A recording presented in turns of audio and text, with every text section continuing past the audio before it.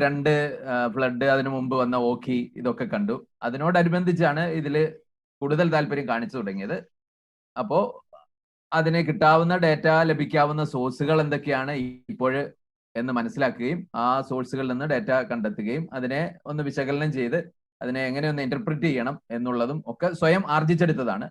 അങ്ങനെയാണ് ഇത് social media വഴി ഇത്തരം കാലാവസ്ഥ മുന്നറിയിപ്പുകൾ, പ്രവചനം എന്ന് പറയുന്ന കുറിപ്പുകൾ നിരന്തരം നൽകിക്കൊണ്ടിരുന്നു. അങ്ങനെയാണ് അഭിലാഷിനെ ഒരുപക്ഷെ ചുറ്റുപാടും അറിഞ്ഞത്. ഒരു ഫ്രീ തിങ്കർ ഗ്രൂപ്പിലും ഒക്കെ ഉള്ളതുകൊണ്ട് അങ്ങനെ ഒരു വൈഡർ സർക്കിളിലേക്ക് അഭിലാഷിന്റെ ഈ രംഗത്തെ പ്രവർത്തനം പോയത് അങ്ങനെയാണ്. ഈ കാലാവസ്ഥ പ്രവചനം നമുക്കറിയാം, 2019 ഗംഭീര വർഷമായിരിക്കുമെന്ന് കാണിപ്പയ്യൂര് പ്രവചിച്ചു. അയാളെ കസേരയിലൊക്കെ എടുത്ത് കൊണ്ടുപോകുന്നത് കണ്ടു. അതിന്റെ അടുത്ത വർഷവും 2020 പുള്ളി വലിയൊരു പ്രവചനം നടത്തി. അത് അങ്ങനെ വീട്ടിൽ നിന്ന് പുറത്തിറങ്ങിയിട്ടില്ല 2020 എന്തൊക്കെയായാലും. അങ്ങനെ മാത്രമല്ല, പലരും പുറത്തിറങ്ങിയില്ല. ഇത് ഈ പ്രവചനം, അപ്പൊ കാലാവസ്ഥ പ്രവചനത്തെ കുറിച്ച് ഇങ്ങനെ തമാശ രൂപേണ നമ്മൾ പറയാറുണ്ട്, പെയ്യാനും പെയ്യാതിരിക്കാനും സാധ്യത എന്നൊക്കെ. കാരണം ഇതൊരു സങ്കീർണമായ ശാസ്ത്രശാഖയാണ്, ഒരു മൾട്ടി ഡിസിപ്ലിനറി ആയിട്ടുള്ള ഏരിയ ആണ്. അപ്പോ ഇവിടെ ഈ പ്രഡിക്ഷൻസ് തെറ്റാനുള്ള സാധ്യത വളരെ അധികമാണ്.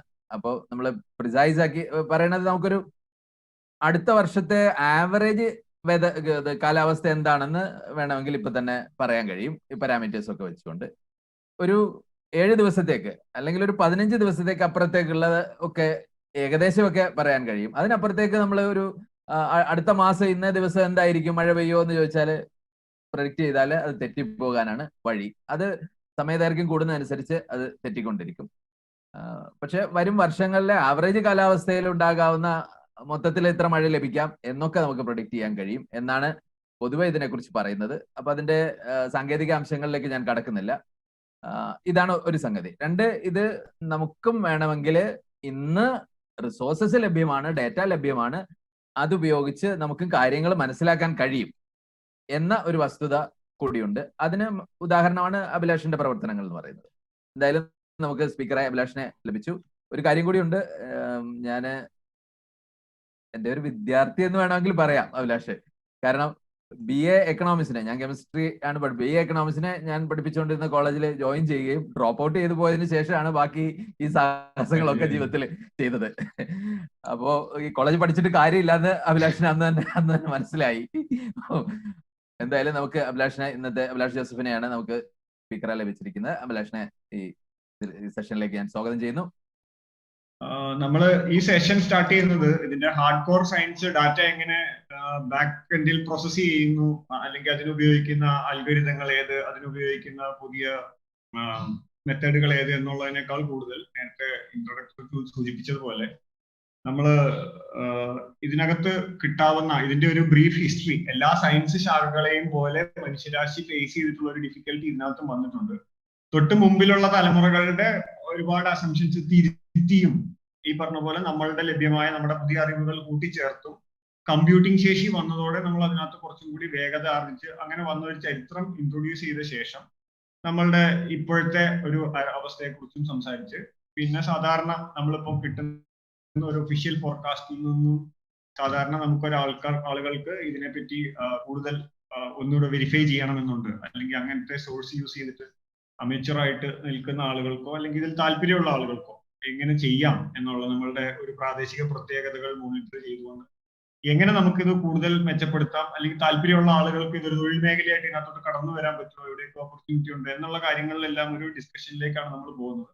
അതുകൊണ്ട് നമ്മൾ ഈ വിൻഡ്, ക്ലൗഡ്, പാറ്റേണുകൾ, ഇതിന്റെ എല്ലാം കുറച്ച് ബേസിക്സ് മാത്രം പറഞ്ഞു പോയി, ഹിസ്റ്ററിയും പറഞ്ഞു പോയിട്ട് നമ്മൾ കൂടുതലും ഒരാൾക്ക് ഇതിൽ താല്പര്യം ജനിക്കാൻ ഒരു വെതർ മോണിറ്ററിംഗ് എങ്ങനെയാണ് നടത്താം എന്നുള്ള സെഷനാണ് നമ്മൾ അവസാനം ഇങ്ങനെ വൈൻഡപ്പ് ചെയ്യാൻ പോകുന്നത്.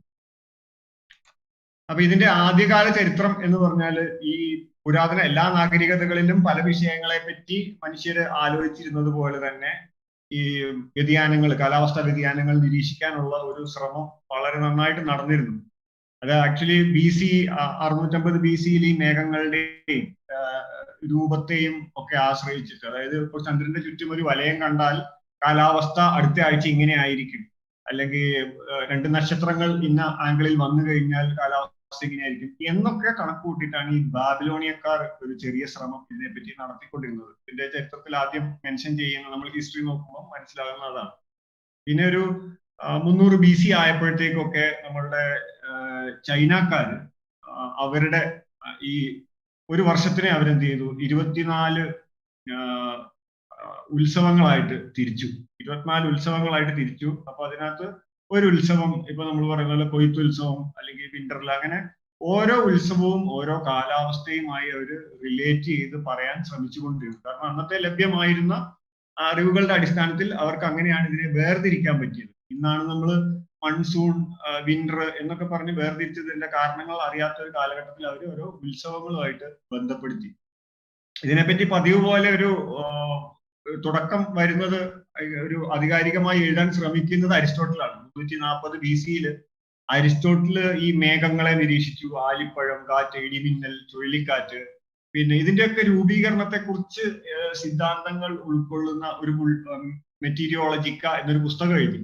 ആ പുസ്തകത്തിനകത്ത് പുള്ളി മറ്റ് ശാസ്ത്ര വിഷയങ്ങളും, ഭൂമിശാസ്ത്രം, രസതന്ത്രം, ജ്യോതിശാസ്ത്രം, ഇതിനെപ്പറ്റിയൊക്കെ പരാമർശിച്ചു. അപ്പൊ അതാണ് നമുക്ക് കാണുന്ന ഒരു ആധികാരിക ടെക്സ്റ്റ് ഒരു പുരാതന നാഗരികതയിൽ നിന്ന് നമുക്ക് ലഭിക്കുന്നത്.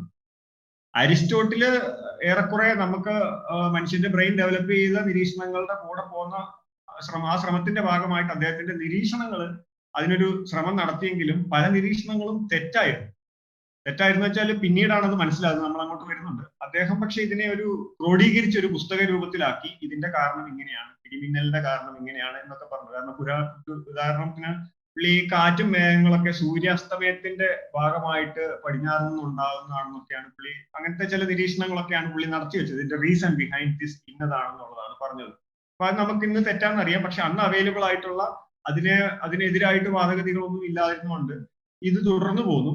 പിന്നെ ഏതാണ്ട് 2000-ഓളം വർഷം ഈ കാലാവസ്ഥാ നിരീക്ഷണ സിദ്ധാന്തത്തിന്റെ ഈ അരിസ്റ്റോട്ടലിന്റെ മെറ്റീരിയോളജിക്ക തന്നെയായിരുന്നു 2000 വർഷത്തോളം ഇതിന്റെ ഒരു ആധികാരിക ഗ്രന്ഥമായിട്ട് പലരും കരുതിയിരുന്നത്. കാരണം ഇതിനെ അത്രയും വിശാലമായിട്ട് എഴുതി ഇതിനെ ഇന്റർപ്രറ്റ് ചെയ്യാൻ വേറെ ആൾക്കാരും മുന്നോട്ട് വരാത്തത് കൊണ്ട് അത് തുടർന്നു പോന്നു. പിന്നെ നമുക്കറിയാം ഈ 17-ാം നൂറ്റാണ്ടൊക്കെ ആയപ്പോഴത്തേക്കും യൂറോപ്പിലെ ഒരുപാട് മാറ്റങ്ങൾ, കണ്ടുപിടുത്തങ്ങൾ, നവോത്ഥാനം, ഇങ്ങനെയെല്ലാം വന്നപ്പോൾ ഈ അരിസ്റ്റോട്ടലിന്റെ പല തിയറികളും അദ്ദേഹം ഊഹിച്ച ഓരോ കാരണങ്ങൾ, മേഘം, ഇടിമിന്നല്, ഇതൊക്കെ ഉണ്ടാകുന്നതിന്റെ കാരണങ്ങൾ, കാറ്റിന്റെ ഒന്നും കാരണം ഇതല്ല എന്ന് തിരിച്ചറിഞ്ഞു. അതിന്റെ ഒരു കുറെ കാരണങ്ങൾ ഇതാണ്. വളരെ സിമ്പിൾ ആയിട്ട് നമ്മുടെ ഈ വായുവിന്റെ ഈർപ്പം അളക്കുന്നതിനുള്ള ഉപകരണം 15-ാം നൂറ്റാണ്ടിലെ നിക്കോളാസ് കുസ കണ്ടുപിടിക്കുന്നു. അങ്ങനെ തെർമോമീറ്റർ അടക്കം ഇങ്ങനെ ഒരുപാട് സാധനങ്ങൾ പല രീതിയിൽ. ഇപ്പൊ ഗലീലിയോ ആദ്യകാലം ഒരു തെർമോമീറ്റർ കണ്ടുപിടിക്കുന്നു. പിന്നെ 16-ാം നൂറ്റാണ്ടിൽ ഇവാഞ്ചലിസ്റ്റ് ടോറിസെല്ലിയുടെ ഈ മർദ്ദം അളക്കുന്നതിനുള്ള ബാരോമീറ്റർ കണ്ടുപിടിക്കുന്നു. ഇങ്ങനെയെല്ലാം വന്നപ്പം അന്തരീക്ഷത്തിൽ ഇത്തരം ഘടകങ്ങൾ നമുക്ക് അളക്കാൻ സാധിക്കുമെന്നും അതിന്റെ ഫലമായിട്ടാണ് ഈ കാലാവസ്ഥയുടെ ഭൂമിയിൽ അന്തരീക്ഷ വായുവിലുള്ള ഇത്തരം മർദ്ദം, വായു, ഇതിന്റെ എല്ലാം വ്യത്യാസങ്ങളുമായി ബന്ധപ്പെട്ടാണ് ഇതിന്റെ മാറ്റങ്ങളും സീസണൽ ചേഞ്ചുകളൊക്കെ ഉണ്ടാകുന്നതെന്ന് നമുക്ക് മനസ്സിലാക്കാൻ സാധിച്ചതോടെ ഗലീലിയോയുടെ വാദങ്ങളെല്ലാം, പല വാദങ്ങളും പൊളിഞ്ഞുപോയി. അതുവരെ നമ്മൾ വിശ്വസിച്ചിരുന്നത് ഇദ്ദേഹം പറഞ്ഞ ഇതിന്റെ കാര്യങ്ങളാണെന്നുള്ളതാണ്. അപ്പൊ പിന്നെ ഇത് കൂടുതൽ ശാസ്ത്രാഭിമുഖ്യത്തിനും കൂടുതൽ അവസരങ്ങളൊക്കെ ലഭിച്ചപ്പം നമുക്ക് റേഡിയോ സോണ്ട് എന്ന് പറഞ്ഞ ഉപകരണമൊക്കെ 1920-30കളിലൊക്കെ ആയപ്പോൾ കണ്ടു. റേഡിയോ സോണ്ട് എന്ന ഉപകരണം അത് വളരെ ലളിതമായ ഒരു ബോക്സ് ആണ്. ഈ കഴിഞ്ഞ ദിവസം അങ്ങാണ്ട് കണ്ടു, ഒരു പത്രവാർത്തയിൽ എവിടെയോ കണ്ടിരുന്നു.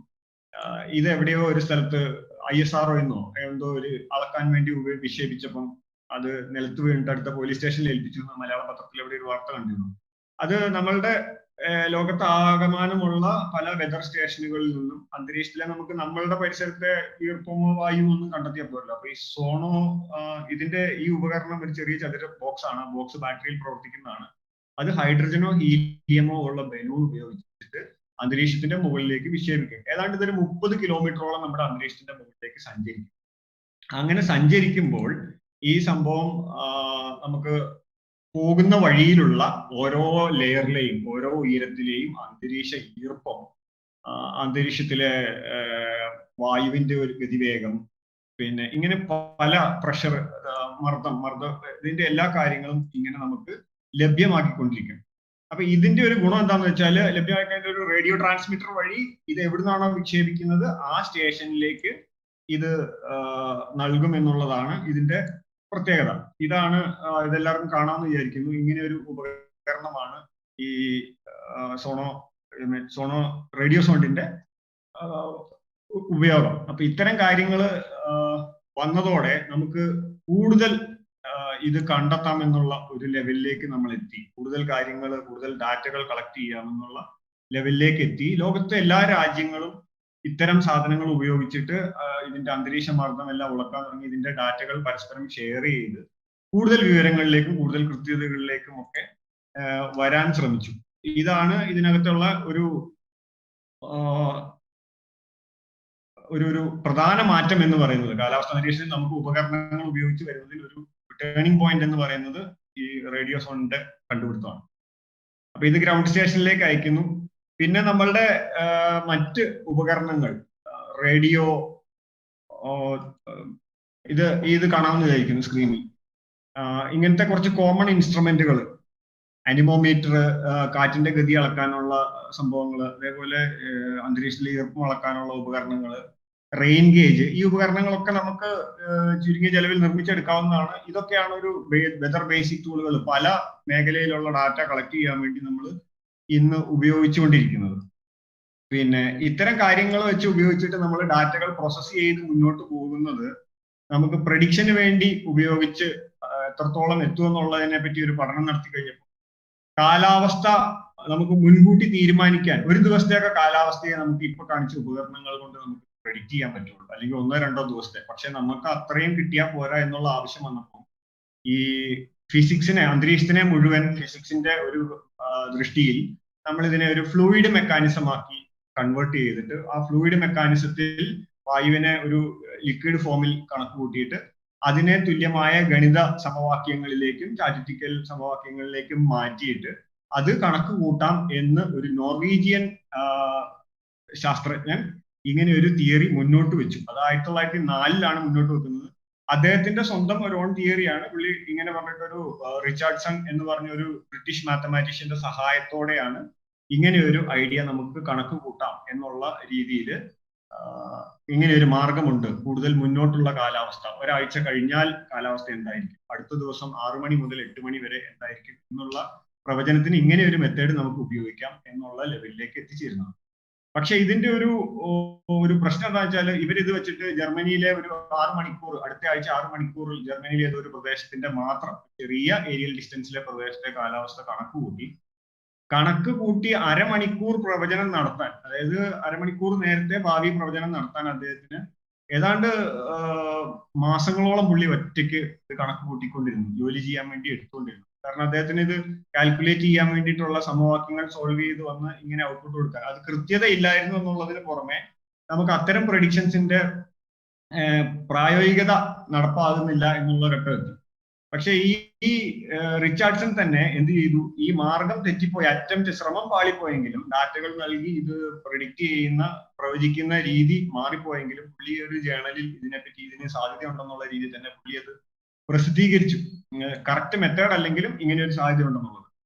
ഈ പുസ്തകത്തിൽ തന്നെ പുള്ളി പറയുന്നത് കാലാവസ്ഥ സംഭവിക്കുന്നതിന് പ്രവചിക്കാൻ ഉള്ള ഒരു പ്ലാനാണ് പുള്ളി പറയുന്നത്. നമുക്കിങ്ങനെ സമവാക്യങ്ങൾ ഉപയോഗിച്ചിട്ട് കുറെ ആളുകളെ ഒരു വലിയ ഹാളിൽ ഇരുത്തിയിട്ട് മാത്തമാറ്റിക്സിന്റെ സമവാക്യങ്ങൾ, പ്രത്യേക വിഭാഗങ്ങൾ, പ്രഷർ കണക്ക് കൂട്ടാൻ ഒരു വ്യക്തി, അന്തരീക്ഷത്തിലെ ബാക്കിയുള്ള നമ്മുടെ ഈ പറഞ്ഞ റേഡിയോ സോണാറോ അങ്ങനത്തെ റേഡിയോ സോണ്ട് പോലത്തെ ഉപകരണങ്ങൾ വഴി അല്ലെങ്കിൽ വിൻഡ് ഉപകരണങ്ങൾ വഴിയൊക്കെ കിട്ടുന്ന ഡാറ്റകൾ ഓരോ വിഭാഗങ്ങൾ സമവാക്യങ്ങൾ ഉപയോഗിച്ച് കണക്ക് കൂട്ടുന്നു. എന്നിട്ട് ഈ കണക്കുകൂട്ടലുകളെല്ലാം ഒരു സ്ഥലത്ത് നിന്ന് അടുത്ത ആളുകളിലേക്ക് കൈമാറ്റം ചെയ്യപ്പെടുന്നു. കൈമാറ്റം ചെയ്ത് കഴിയുമ്പോൾ നമുക്കൊരു ഔട്ട്പുട്ട് കിട്ടുമല്ലോ. പക്ഷെ ഈ കാലാവസ്ഥ ഇങ്ങനെ കണക്ക് കൂട്ടിയിട്ട് ആൾക്കാരെ വെച്ച് കണക്ക് കൂട്ടി നോക്കുമ്പോൾ അദ്ദേഹം ഈ അരമണിക്കൂർ പ്രെഡിക്റ്റ് ചെയ്യാൻ വേണ്ടിയിട്ട് ഇത്തരം കണക്കുകൂട്ടൽ നടത്താൻ വേണ്ടിയിട്ടുള്ള ആളുകളുടെ എണ്ണം ഏകദേശം ഒരു 64,000 പേര് വേണം. അരമണിക്കൂർ ഒരു ഭാവി പ്രവചിക്കാൻ, ഹാഫ് ആൻ അവർ പ്രവചിക്കാനുള്ള ഈ ഇത്രയും ആളുകളുടെ എണ്ണം ഏതാണ്ട് ഒരു 64,000 പേരോളം വേണം എന്നുള്ള ഒരു ഘട്ടം വന്നു. അപ്പൊ അതിനൊരു പ്രായോഗികത വീണ്ടും ഒരു തടസ്സമായി തീർന്നു. 1940കളുടെ അവസാനമൊക്കെ ആയപ്പോൾ പുതിയ ആധുനിക പുതിയ ജനറേഷൻ കമ്പ്യൂട്ടറുകളൊക്കെ ഉപയോഗിച്ചിട്ട് ഇതിന്റെ സ്പീഡ്, നേരത്തെ പറഞ്ഞ 64,000 ആളുകൾ എന്നുള്ളതിന്റെ എണ്ണം നമുക്ക് ഗണ്യമായിട്ട് കുറയ്ക്കാൻ പറ്റുന്നു. പിന്നെ അതന്നേരം കാൽക്കുലേഷന്റെ സ്പീഡ് കൂടുന്നത് തന്നെയാണ് നമ്മൾ ശ്രദ്ധിക്കണം. പണ്ട് മനുഷ്യബുദ്ധിയിൽ വന്നു, മനുഷ്യന്റെ മാനുവൽ കണക്കുകൂട്ടലുകളിലേക്ക് വരുന്നു, ചെറിയ ഉപകരണങ്ങളുടെ സഹായത്തോടെ നമുക്കുള്ള ഇൻപുട്ടുകൾ എടുക്കുന്നു, ആവശ്യമായ ഡാറ്റ എടുത്ത് കണക്ക് കൂട്ടുന്നു. കമ്പ്യൂട്ടറിന്റെ വരവോടെ നമ്മുടെ കണക്കുകൂട്ടലിന്റെ വേഗം വർദ്ധിച്ചു. നമ്മുടെ ബ്രെയിനിനെക്കാളും കുറെ കൂടെ മുന്നിൽ കണക്ക് കൂട്ടാവുന്ന രീതിയിലുള്ള മനുഷ്യബുദ്ധിയേക്കാൾ കൂടുതൽ മുന്നോട്ട് കണക്ക് കൂട്ടുന്ന ആ ഭാഗം കമ്പ്യൂട്ടറുകളുടെ വരവോടെ ഇദ്ദേഹം റിച്ചാർഡ്സൺ അനുഭവിച്ചിരുന്ന ചില പ്രശ്നങ്ങളുടെ കാര്യങ്ങളിൽ കുറച്ചും കൂടെ എളുപ്പമായി. അങ്ങനെ ഇതിന്റെ നിരീക്ഷണങ്ങൾ തുടർച്ചയായി നടത്താനും ഇതിന്റെ കുറ്റവും കുറവുകളും തീർക്കാനുള്ള ശ്രമങ്ങളും നടത്തി. പിന്നെ ഈ വടക്കേ അമേരിക്കയിൽ ആദ്യമായിട്ട് 1950-ൽ ഒരു വെതർ ഗ്രൂപ്പ് 24 മണിക്കൂർ, ആദ്യ അരമണിക്കൂറിൽ തുടങ്ങി 2 മണിക്കൂർ എന്ന് പറഞ്ഞിട്ട് ഇങ്ങനെ 24 അവേഴ്സിൽ ഒരു ദിവസത്തിന്റെ ഔട്ട്പുട്ട് കമ്പ്യൂട്ടർ സഹായത്തോടെ തന്നെ ഇങ്ങനെ പല ഡാറ്റകൾ കമ്പൈൻ ചെയ്ത് സക്സസ്ഫുൾ ആയി ആദ്യമായി നടത്തുന്നത് 1950-ൽ മാത്രമാണ്. കാരണം ഇപ്പൊ നമ്മൾ അത്രയും വർഷം കൊടുക്കും. നമുക്ക് ഇതിന്റെ ഒരു ശരിയായ പ്രോട്ടോടൈപ്പ് എന്ന ഏകദേശം ശരിയായ ഒരു പ്രോട്ടോടൈപ്പ് എന്ന് പറയുന്നത് 50കളോടെയാണ് ഇത് നടത്താൻ നമുക്ക് സാധിച്ചത്. പിന്നെ ഇന്ന് മോഡേൺ ടൂൾ, അന്നും ഒരു ചലഞ്ചായി നിന്നിരുന്നത് എന്താണെന്ന് വെച്ചാൽ മനുഷ്യന്റെ കണക്കൂട്ടൽ ശേഷിയെക്കാളും അല്പം വർദ്ധിച്ചെങ്കിലും നമുക്കറിയാമല്ലോ പഴയകാല കമ്പ്യൂട്ടറുകളുടെ, ആദ്യ ജനറേഷൻ കമ്പ്യൂട്ടറുകളുടെ ഒക്കെ പോരായ്മ, മെമ്മറി അല്ലെങ്കിൽ സ്പീഡ് എന്നുള്ള കാര്യങ്ങളൊക്കെ തടസ്സമായി തന്നെ നിന്നു. അങ്ങനെ വീണ്ടും ടെക്നോളജി അഡ്വാൻസ് ചെയ്തു, കമ്പ്യൂട്ടറിന്റെ ശേഷി വർദ്ധിച്ചു. ഒരുപാട് നമ്മൾ പ്രതീക്ഷിക്കുന്ന ചിപ്പുകളുടെയും സെമി കണ്ടക്ടറുകളുടെയും ഒക്കെ അഡ്വാൻസ്മെന്റ് വന്നപ്പോൾ കൂടുതൽ കമ്പ്യൂട്ടറുകൾ ഇതിന്റെ ശേഷികൾ കൂടുതൽ വർദ്ധിച്ചു, ഡാറ്റ സ്റ്റോർ ചെയ്യാനും പ്രോസസ് ചെയ്യാനുള്ള ശേഷി വർദ്ധിച്ചു. പിന്നെ വലിയൊരു വിപ്ലവകരമായ മുന്നേറ്റമാണ് വെതർ സാറ്റലൈറ്റ്. നമ്മൾ ഈ റേഡിയോ സോണ്ട് വഴിയോ അല്ലെങ്കിൽ മാനുവൽ ഉപകരണങ്ങൾ വഴിയോ ഒക്കെ കളക്ട് ചെയ്യുന്ന ഡാറ്റയുടെ ഒക്കെ പരിധി എന്ന് പറഞ്ഞാൽ ഈ സ്റ്റേഷനുകൾ തമ്മിൽ ഒരുപാട് അകലങ്ങൾ ഉണ്ടാവും. നമുക്ക് ഓരോ മീറ്ററിലും അല്ലെങ്കിൽ ഓരോ കിലോമീറ്ററിലും വെതർ സ്റ്റേഷനോ ഇത്ര ഉപകരണങ്ങളൊന്നും സ്ഥാപിക്കുക വലിയൊരു ഭൂമിയെ സംബന്ധിച്ചിടത്തോളം പ്രാക്ടിക്കലി പോസിബിൾ അല്ല. പക്ഷെ സാറ്റലൈറ്റുകളുടെ വരവോടെ കമ്പ്യൂട്ടറിന്റെ ശേഷിയും കൂടെ കൂടിയതോടെ ഭൂമിയുടെ ചുറ്റും നടന്ന് ഈ ഡാറ്റ കളക്ട് ചെയ്യാം എന്നുള്ള ഒരു ലെവലിലേക്ക് കാര്യങ്ങൾ വന്നതോടെ നമുക്ക് കിട്ടുന്ന ഇൻപുട്ടുകൾ കണക്കൂട്ടാൻ നമുക്ക് ഇൻപുട്ടുകൾ വേണം. അപ്പൊ ഇതിനകത്ത് സാറ്റലൈറ്റ് സെൻസറിന്റെ സാങ്കേതിക വിദ്യ വർദ്ധിച്ചപ്പോൾ നമുക്ക് ഈ വെതർ സ്റ്റേഷനുകളിൽ നിന്ന് കിട്ടുന്ന ഉപകരണങ്ങളെക്കാൾ കൂടുതൽ വിഷ്വൽ ഇമേജുകളുടെ കൂടെ പലതരത്തിലുള്ള റിഫ്ലക്ഷൻ ആണ് അന്തരീക്ഷത്തിലെ ഓരോ പാർട്ടിക്കിളിനെയും ഈ സെൻസറുകൾ സാറ്റലൈറ്റ് ഫോട്ടോകൾ എടുക്കുമ്പോൾ തിരിച്ചറിയുന്നത്. RGB composite, red, blue, green എന്നുള്ള കളർ കോമ്പിനേഷനിൽ നമ്മൾ ഇത് എടുക്കുമ്പോൾ നമുക്ക് വരുന്നത് ഈർപ്പത്തിന്റെ അംശം ഇന്ന കളറിലാണ് നമുക്ക് റിഫ്ലക്ട് ചെയ്ത് കിട്ടുക, മർദ്ദത്തിന്റെ വ്യത്യാസം നമുക്ക് ഇങ്ങനെ മനസ്സിലാക്കാൻ പറ്റും, മേഘത്തിലെ പെയ്യാൻ സാധിക്കുന്ന ജലാംശം ഉള്ളതിന്റെ അത്, അങ്ങനെ പലതരം പിക്ചറുകൾ ഡാറ്റ നമുക്ക് കണക്കാക്കാൻ സാധിച്ചു. അപ്പൊ ഈ സ്റ്റേഷനുകൾ തമ്മിലുള്ള ഗ്യാപ്പ് കൂടുതൽ ഒഴിവായി കിട്ടി. കാരണം സാറ്റലൈറ്റിന് നമുക്കറിയാം കൂടുതൽ മേഖല കവർ ചെയ്യാൻ പറ്റി. അപ്പൊ നമുക്ക് കിട്ടുന്ന ഡാറ്റ കൂടുതൽ കൃത്യമായി തുടങ്ങി. കാരണം ഈ ഡാറ്റ ഇൻപുട്ട് എത്രത്തോളം കൃത്യമാകുമോ അതിനനുസരിച്ച് മാത്രമേ നമുക്ക് ഇതിന്റെ ഔട്ട്പുട്ടും കൃത്യമാവുള്ളൂ. ചെറിയൊരു എറർ പോലും നമ്മളുടെ എൻഡ് റിസൾട്ടിനെ, അതായത് അവസാനം വരുന്ന ഇന്ന ദിവസം കാറ്റ്, മഴ എന്നുള്ള വേഗതയോ കാര്യങ്ങളെല്ലാം ഭയങ്കരമായിട്ട് തെറ്റിലേക്ക് നയിക്കും. അതുകൊണ്ടാണ് ലാറിസൺ എന്ന് പറഞ്ഞ ഒരു സയന്റിസ്റ്റ് MIT-യിൽ അദ്ദേഹം പറയുന്ന ഒരു പ്രശസ്തമായ വാചകമുണ്ട്: ബ്രസീലിൽ ഒരു പൂമ്പാറ്റ ചിറകടിച്ചാൽ അത് അമേരിക്കയിൽ ഒരു സൈക്ലോണിനോ ടൊർണാഡോയ്ക്ക് തുടക്കം ഇടുന്നതായിരിക്കാം. അദ്ദേഹം ഉദ്ദേശിച്ചതാണ് ഈ ഫ്ലൂയിഡ് എന്ന് പറഞ്ഞ ഈ അന്തരീക്ഷം മൊത്തം കിടക്കുന്നതുകൊണ്ട് ഒരു ചെറിയ അനക്കം പോലും ഇതിന്റെ അടുത്ത തരംഗങ്ങളായി വർദ്ധിച്ചു വരും. അപ്പൊ അത് അത്രയും ഇൻഫ്ലുവൻസ് ഉണ്ട് എന്ന് കുറച്ചുകൂടെ ഉറപ്പിച്ച് പറയാൻ, നമ്മളെ മനസ്സിലാക്കാൻ വേണ്ടി പുള്ളി ഉപയോഗിച്ച ഒരു ഉപമയാണ്. ഒരു ബട്ടർഫ്ലൈ അവിടെ പറന്ന് ചിറകടിച്ചു കഴിഞ്ഞാൽ അമേരിക്കയിലുള്ള ഒരു ടൊർണാഡോയെ തുറക്കമിടും എന്നുള്ള രീതിയിൽ. അപ്പൊ നമുക്ക് ഈ കമ്പ്യൂട്ടിംഗ് ശേഷി വർദ്ധിച്ചതും വിവിധതരം സെൻസറുകൾ, സാറ്റലൈറ്റുകൾ വന്നതോടെ നമ്മുടെ ഇൻപുട്ടിന്റെ കാര്യങ്ങൾ ഒരുപാട് നമുക്ക് അഡ്വാൻസ്മെന്റ് ലഭിച്ചു. ഇതിന്റെ കൂടെ പ്രധാന നേട്ടം ഇതിനകത്ത് വരുന്നത്, ഇപ്പം ഇന്ന് ലോകത്ത് നമ്മുടെ ഓരോ രാജ്യങ്ങളും നമ്മളുടെ സൗകര്യങ്ങളും കമ്പ്യൂട്ടിംഗ് ശേഷിയും വർദ്ധിച്ചപ്പോൾ അവരവരുടെ പ്രദേശത്തിന് ഇപ്പം ഈ മോഡലുകൾ കമ്പ്യൂട്ടറിലോട്ട് ഫീഡ് ചെയ്തിട്ട് ഔട്ട്പുട്ട് ജനറേറ്റ് ചെയ്യുകയാണെങ്കിൽ ഓരോ പ്രദേശത്തിനും ഓരോ രീതിയിലുള്ള, അത് കാരണം ഭൂമിയുടെ തിരിച്ചിലും ഈ സർക്കുലേഷന്റെ പ്രത്യേകതയും കാരണം ഓരോ റീജിയനിലുള്ള വായുപ്രവാഹങ്ങൾ, ഈർപ്പത്തിന്റെ തോത്, സോളാർ റേഡിയേഷൻ, ഇത് ഭൂമിയുടെ പല ഭാഗങ്ങളിൽ പല രീതിയിലാണ്. അപ്പോൾ സ്വാഭാവികമായിട്ടും എല്ലാ കാര്യങ്ങളിലും എന്ന പോലെ സമ്പന്ന രാഷ്ട്രങ്ങൾ ഇതിനകത്തോട്ട് ആദ്യമായി കൂടുതൽ കറതീർന്ന മോഡലുകൾ വർദ്ധിപ്പിക്കാനും സൂപ്പർ കമ്പ്യൂട്ടറുകളിൽ ഇൻവെസ്റ്റ് ചെയ്യുകയും അതിനു പുറമെ കൂടുതൽ മാൻ പവർ ഫണ്ട് അലോക്കേറ്റ് ചെയ്ത് ഡെവലപ്പ് ചെയ്തു. അങ്ങനെ ഇന്ന് നമുക്ക് ലോകത്ത് ഈ വെതർ പ്രഡിക്റ്റ് ചെയ്യാൻ വേണ്ടി ഇപ്പോൾ ഐക്കോൺ ജർമ്മനിയുടെ ഒരു മോഡൽ അവർ ഡെവലപ്പ് ചെയ്തിട്ടുണ്ട്. CMC എന്ന് പറഞ്ഞ കനേഡിയൻ മോഡൽ ഡെവലപ്പ് ചെയ്തിട്ടുണ്ട്. ഇങ്ങനെ ജപ്പാനും ഓസ്ട്രേലിയയും യൂറോപ്യൻ രാജ്യങ്ങളെല്ലാം കൂടി യൂറോപ്യൻ സെന്ററിന്റെ ECMWF എന്ന മോഡൽ, അതേപോലെ അമേരിക്കയുടെ GFS ഗ്ലോബൽ ഫോർകാസ്റ്റിംഗ് സിസ്റ്റം എന്ന് പറഞ്ഞ മോഡൽ, അതിന് തന്നെ പല വേർഷനുകളുണ്ട്. കാരണം അവരുടെ മിലിറ്ററി ആപ്ലിക്കേഷന് വേണ്ടി അവർ അതിന്റെ ഒരു വേർഷൻ ഉപയോഗിക്കുന്നു, അഗ്രികൾച്ചർ അതിനുവേണ്ടി വേറെ പർപ്പസ്, സൈക്ലോൺ ഒക്കെ ട്രാക്ക് ചെയ്യാൻ വേണ്ടി അവർ വേറൊരു GFSന്റെ വേർഷൻ ഉപയോഗിക്കുന്നു. അങ്ങനെ നമ്മളെക്കാൾ മുമ്പേ ഓരോ ഈ ഫീൽഡിൽ ഇറങ്ങിയതുകൊണ്ട് അവരുടെ കയ്യിലെല്ലാം ഓരോ രാജ്യങ്ങൾക്കും ഓരോ മോഡലുകൾ ഡെവലപ്പ് ചെയ്യാൻ സാധിച്ചു. പിന്നെ അവർക്ക് അത്രയും കമ്പ്യൂട്ടിംഗ് ശേഷി ഉള്ളത് കൊണ്ട് അതൊരു പ്രശ്നമായില്ല. പിന്നെ ഈ ഇന്ത്യയെ സംബന്ധിച്ചിടത്തോളം ഇതിനകത്ത് നമ്മുടെ ഒരു മെറ്റീരിയോളജിക്കൽ ആക്ടിവിറ്റി, ഇതാണ് ഒരു ബ്രീഫ് ഹിസ്റ്ററി ലോകത്തിന്റെ മൊത്തം വരുന്ന ഇതിനകത്ത് നമ്മളുടെ ഇവിടെയോട്ട് വരുന്നത് ഇന്ത്യയുടെ ഒരു ഒബ്സർവേഷന്റെ ഒരു സ്റ്റാർട്ടിങ്, ഒരു ഫോർകാസ്റ്റിംഗിന്റെ ഒക്കെ ചരിത്രം ആരംഭിക്കുന്നത് മെറ്റീരിയോളജിക്കൽ ആക്ടിവിറ്റീസിന്റെ ഈ നിരീക്ഷണമൊക്കെ സ്റ്റാർട്ട് ചെയ്യുന്നത് 1802 ഈസ്റ്റ് ഇന്ത്യ കമ്പനി ഇന്ത്യയിൽ വരുന്ന സമയത്താണ്. അവര് ഒരു ആദ്യ ഒബ്സർവേറ്ററി, കാലാവസ്ഥ ഒബ്സർവേറ്ററി മദ്രാസിൽ സ്ഥാപിച്ചു. അപ്പോൾ കണ്ടിന്യൂസ്ലി ഇതുപോലത്തെ കാര്യങ്ങളെല്ലാം എടുക്കുക, റിപ്പോർട്ട് കൊടുക്കുക എന്നൊക്കെ ഉള്ളതായിരുന്നു അവരുടെ ഉദ്ദേശം. 1875 അത് ഇന്ത്യക്ക് വേണ്ടി സ്പെസിഫിക്കലി അവർ പല മാറ്റങ്ങളുടെയും ഭാഗമായിട്ട് അവർ ഒരു IMD, ഇന്ത്യൻ മെറ്റീരിയോളജിക്കൽ ഡിപ്പാർട്ട്മെന്റ് എന്ന് പറഞ്ഞ സംഭവം ഫോം ചെയ്തു. പിന്നെ ഇതിനകത്ത് നമ്മുടെ ഈ ഒരു ഗ്രീൻ റവല്യൂഷൻ എന്ന് പറഞ്ഞ ഒരു സംഭവം ഇന്ത്യയിൽ വന്നതോടെ ഇതിന്റെ ഈ പ്രാധാന്യം ഒരുപാട് വർദ്ധിച്ചു. കാരണം നമ്മളുടെ ഫോക്കസും നമ്മുടെ ഇൻവെസ്റ്റ്മെന്റും ഒരുപാട് ഹരിത വിപ്ലവത്തിന് വേണ്ടി ഇൻവെസ്റ്റ് ചെയ്തപ്പം കാർഷിക വിളകൾ കൃത്യസമയത്ത് അതിനനുസരിച്ചുള്ള വിത്ത് വിതയ്ക്കലും അതിന്റെ കൊയ്തെടുക്കലും അല്ലെങ്കിൽ അതിന്റെ വിളവെടുക്കലും ഒക്കെ കാലാവസ്ഥയെ ഭയങ്കരമായിട്ട് ഡിപ്പെൻഡ് ചെയ്യുമെന്നൊരു ഘട്ടം വന്നപ്പോൾ, കാരണം മൺസൂൺ പോലത്തെ കാര്യങ്ങള്, പിന്നെ ഇതേപോലെ ചുഴലിക്കാറ്റുകൾ നമ്മുടെ റീജിയനിലെല്ലാം സാധാരണമായതുകൊണ്ടും നമ്മൾ ട്രോപ്പിക്കൽ റീജിയനിലായതുകൊണ്ടും ഇതിന് പ്രാധാന്യം കൂടി വരുന്നു എന്ന് മനസ്സിലായി.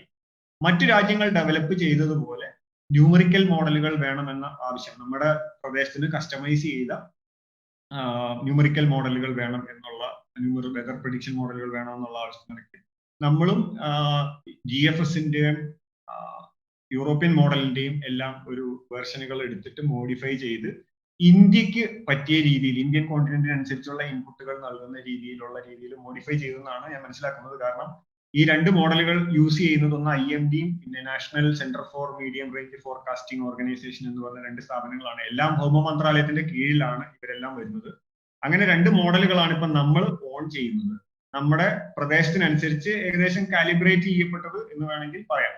എല്ലാ മോഡലുകൾക്കും ഉള്ള പോലെ ഡ്രോബാക്കുകളും കാര്യങ്ങളും ഒക്കെ നമ്മളുടെ മോഡലിനുണ്ട്. എങ്കിലും ഇത് രണ്ടുമാണ് നമ്മൾ ഉപയോഗിക്കുന്നത്. ഇതിന്റെ ബേസ് കേർണൽ എന്ന് പറയുന്നത് ഒരുപക്ഷെ നമ്മുടെ യൂറോപ്യൻ മോഡലും അമേരിക്കൻ മോഡലുകളും ഒക്കെ തന്നെയാണ്. പിന്നെ നമുക്ക് IMD, ഈ national centre for medium range forecasting, അതേപോലെ സമുദ്ര ആക്ടിവിറ്റികളെ പഠിക്കാൻ വേറെ ഡിപ്പാർട്ട്മെന്റ്, ഇങ്ങനെ 2-3 ഡിവിഷനുകളായിട്ട് നമുക്ക് ഇന്ന് IMDയുടെ കാര്യങ്ങളിൽ കൃത്യമായിട്ടുള്ള പല വിഭാഗങ്ങൾ ഇന്ന് സംഭവം നമുക്ക് രൂപപ്പെടുത്താൻ സാധിച്ചിട്ടുണ്ട്. പിന്നെ ഈ നമ്മളുടെ ഇവിടെ കാലാവസ്ഥ പ്രഡിക്റ്റ് ചെയ്യുമ്പോൾ, നേരത്തെ ഇൻട്രൊഡക്ഷനിലും ബാക്കി എല്ലാ കാര്യങ്ങളിലും സൂചിപ്പിച്ചതുപോലെ തന്നെ നമ്മൾ ഫേസ് ചെയ്യുന്ന വലിയൊരു പ്രശ്നം എന്താണെന്ന് വെച്ചാൽ, നമ്മള് ഭൂമധ്യരേഖ പ്രദേശത്ത് ജീവിക്കുന്ന ആളുകളാണ് നമ്മളെന്ന് നമുക്കറിയാലോ. നമ്മളുടെ ഈ രാജ്യങ്ങളുടെ ഒരു പ്രശ്നം, നോർത്ത് പോളിലേക്ക് അല്ലെങ്കിൽ ഭൂമധ്യരേഖയുടെ വടക്ക് ഭാഗം 30 ഡിഗ്രിയോളവും തെക്ക് ഭാഗം 30 ഡിഗ്രിയോളവും ഉള്ള ഭാഗമാണ് ഭൂമിയുടെ ഏറ്റവും കൂടുതൽ സ്പിന്നിങ്ങിന്റെ സ്പീഡ് അനുഭവപ്പെടുന്ന സ്ഥലം. വർഷത്തിൽ ഏറ്റവും കൂടുതൽ സൂര്യതാപം സൂര്യൻ തെക്കോട്ടും വടക്കോട്ടും നീങ്ങുന്നതിന്റെ ഫലമായിട്ട്, ആക്ച്വലി ഭൂമി കറങ്ങുമ്പോൾ ഭൂമിയുടെ ദിശ മാറുമ്പോൾ നമുക്ക് സൂര്യൻ നീങ്ങുന്നതായിട്ട് തോന്നുകയാണെങ്കിലും ഇൻ ആൻഡ് ആവറേജ് ഒരു ഏറ്റവും കൂടുതൽ ചൂട് തട്ടുന്ന പ്രദേശം ഈ പറയുന്ന 30 ഡിഗ്രി വടക്കും 30 ഡിഗ്രി തെക്കുമാണ്. നമ്മളുടെ രാജ്യവും നമ്മുടെ സംസ്ഥാനവും ഒക്കെ ഈ ഒരു റീജിയനിലാണ് വരുന്നത്. യൂറോപ്പിലൊക്കെ പെയ്യുന്ന മഴകൾ പോലെ അവിടുത്തെ അവരുടെ 30 ഡിഗ്രി മുതൽ 60 ഡിഗ്രി വരെയുള്ള മിഡ് ലാറ്റിറ്റ്യൂഡ്, പൂർവ്വപ്രദേശത്തിന്റെ അടുത്ത് വരെയുള്ള സ്ഥലങ്ങൾ വരെ ഇത്തരം ഫ്ലോകളും അനിശ്ചിതാവസ്ഥയും വളരെ കുറവാണ്. അത് ഈ വായുപ്രവാഹത്തിന്റെ പ്രത്യേകത തന്നെ കാരണം ഇതാണ്, ഭൂമിയുടെ സ്പിന്നിങ്ങിൽ ആ ഭാഗത്തേക്ക് താരതമ്യേന ഉത്തരഭാഗത്തേക്കും ദക്ഷിണ ഭാഗത്തേക്കും പോകുമ്പോൾ ഭൂമധ്യരേഖാ പ്രദേശത്തിനെ അപേക്ഷിച്ച് വളരെ താരതമ്യേന ശാന്തമാണ്. ഈ കാരണം കൊണ്ട് അവർക്ക് ലഭിക്കുന്ന ഇൻപുട്ടുകളും അവരുടെ പ്രവചനങ്ങളുടെ കൃത്യതയും നമുക്ക് ഇവിടെ ഉറപ്പാക്കാൻ സാധിക്കില്ല. അതൊരു എക്സാമ്പിൾ പറഞ്ഞാൽ ഇപ്പൊ നമ്മളൊരു കെറ്റിലിൽ വെള്ളം ബോയിൽ ചെയ്യാൻ വെക്കുന്നു, ഒരേ തീ അടിയിൽ നമ്മൾ ട്രിഗർ ചെയ്യുന്നു. ഈ പാത്രത്തിൽ അടങ്ങിയിരിക്കുന്ന തന്മാത്രകളുടെ വിന്യാസത്തിന്റെ പ്രത്യേകതയോ നമ്മൾ കണ്ടറിയാം. തിളയ്ക്കുന്നത് ഓരോ പോപ്പപ്സ് ആയിട്ട് അവിടെ ഇവിടെയും എല്ലാം ഒരുമിച്ച് ഈ വെള്ളം തിളയ്ക്കുന്നില്ലല്ലോ. ചില സ്ഥലത്ത് ബബിൾ കൂടുതൽ വരുന്നു കുറഞ്ഞു എന്ന് പറഞ്ഞ പോലെ ഈ ഒരു അനിശ്ചിതത്വം നമ്മളുടെ ഈ റീജിയനിൽ ഓൾറെഡി ഉണ്ട്. അപ്പൊ ഇതിന് ആ പ്രതിഭാസത്തിന്റെ പേരാണ് നമ്മൾ ഈ സംവഹനം, കൺവെക്ഷൻ എന്ന് പറയുന്ന ഇതേ പ്രശ്നം നമ്മളുടെ ഈ റീജിയനിൽ സോളാർ റേഡിയേഷൻ, സൂര്യതാപം ഏറ്റവും കൂടുന്നതിനാലും അതിന് പുറമെ ഭൂമിയുടെ വേഗത കറക്കത്തിന്റെ കൂടുന്നതിനാലും ഈ പ്രദേശത്ത് ഇത്തരം ഒരു ഡിഫിക്കൽട്ടി ഉണ്ട്. അതിനും പുറമെ ഈ പർവ്വത പ്രദേശങ്ങൾ, കുന്ന്, സമതലം, കടൽ ഭാഗങ്ങളെല്ലാം ചേരുന്ന സ്ഥലങ്ങളിൽ വരുമ്പോൾ ഇതിന്റെ ഈ അനിശ്ചിതാവസ്ഥയുടെ സാധ്യതകൾ വീണ്ടും വർദ്ധിക്കുകയാണ്. അതിന്റെ പ്രശ്നം എന്ന് വെച്ചാൽ മറ്റു റീജിയനുകളിൽ സംഭവിക്കുന്ന ഇൻപുട്ടുകൾ നമുക്കൊരു സ്കെയിൽ അല്പം ലാർജ് സ്കെയിലിൽ ഗ്രിഡാക്കി തിരിച്ച് നമുക്ക് ഇൻപുട്ട് എടുക്കുമ്പോൾ നമ്മളുടെ ഇവിടെ കുറെ കൂടി ഈ മോയ്സ്ചർ ഡൈനാമിക്സ്, മൈക്രോ ഫിസിക്സ് ഈ ലെവലിലൊക്കെ നമുക്ക് ഭയങ്കര ബുദ്ധിമുട്ടാണ് നമുക്ക് അതിന്റെ ഇൻപുട്ട് ക്യാപ്ചർ ചെയ്യാൻ. ഇതാണ് ഇതിന്റെ നമ്മളുടെ ഈ ഏരിയ, നമ്മളുടെ ഈ റീജിയൻ ഫേസ് ചെയ്യുന്ന ഒരു തടസ്സം. പക്ഷെ കഴിഞ്ഞ 10 വർഷത്തിന്റെ ഇടയ്ക്ക് നമുക്കിപ്പോ ഒരു സാമാന്യ ബുദ്ധിക്ക് നോക്കിയാൽ അറിയാം, നമ്മളുടെ ഗ്ലോബൽ വാർമിങ് മറ്റ് പല പ്രശ്നങ്ങളും കാരണം അന്തരീക്ഷത്തിൽ ഉണ്ടാകുന്ന പല ഇവന്റുകളും, സൈക്ലോൺ, വെള്ളപ്പൊക്കം എന്നുള്ള ഘടകങ്ങളുടെ എല്ലാം എണ്ണം ഒരുപാട് വർദ്ധിച്ചിട്ടുണ്ട്. പക്ഷെ താരതമ്യേന നമ്മൾ നോക്കിയാൽ അറിയാം, ഈ ഇങ്ങനത്തെ ഇങ്ങനത്തെ ഇവന്റുകൾ, ചുഴലിക്കാറ്റ്, വെള്ളപ്പൊക്കമൊക്കെ വർദ്ധിച്ചെങ്കിലും ആൾനാശം, സ്വത്തുനാശം എല്ലാം നമുക്ക് കുറയ്ക്കാൻ സാധിച്ചു. നമ്മളുടെ കയ്യിൽ ഇത്രയും ജനസംഖ്യ വർദ്ധിച്ചു, ഗ്ലോബൽ വാർമിങ് വന്നു. അപ്പൊ ഇതിന്റെ എല്ലാ പ്രശ്നങ്ങളുടെ കാരണം ഇവന്റുകൾ വർദ്ധിച്ചെങ്കിലും നമുക്ക് ഈ നമ്മളുടെ ദുരന്തത്തിന്റെ വ്യാപ്തി കുറയ്ക്കാൻ സാധിച്ചു എന്ന് പറഞ്ഞത് കഴിഞ്ഞ 10 വർഷത്തിന്റെ ഇടയ്ക്ക് നോക്കിയാൽ നമ്മൾ അവിടുന്ന് ഒരു വലിയ ജമ്പാണ് ഇതുവരെ ഉണ്ടായിട്ടുള്ളത്. നമ്മളിപ്പം ഈ ഭൂമിയെ മൊത്തത്തിൽ ഇതിന്റെ ഈ ന്യൂമറിക്കൽ മോഡലായിട്ട് പ്രഡിക്റ്റ് ചെയ്യുമ്പോൾ നമ്മൾ ആദ്യം ഇങ്ങനെ ഗ്രിഡ് ആക്കിയിട്ട് തിരിക്കണം, എങ്കിലേ നമുക്ക് ഓരോ പീസ് ആക്കിയിട്ട് ഇതിന്റെ ഇൻപുട്ട് കമ്പ്യൂട്ടറിന് കൊടുത്തിട്ട് ഓരോ പ്രദേശത്തെ നമുക്ക് ഔട്ട്പുട്ട് എടുക്കാൻ പറ്റും. അപ്പൊ നമ്മളൊരു നോർമൽ സ്റ്റാൻഡേർഡ് എന്ന് പറയുന്നത് നമ്മളൊരു 200 കിലോമീറ്റർ നീളവും വീതിയിലും നമ്മൾ ഓരോ ഗ്രിഡാക്കി ഭൂമി അന്തരീക്ഷത്തിനെ തിരിച്ചിട്ട് അങ്ങനെയായിരുന്നു എടുത്തുകൊണ്ടിരുന്നത്.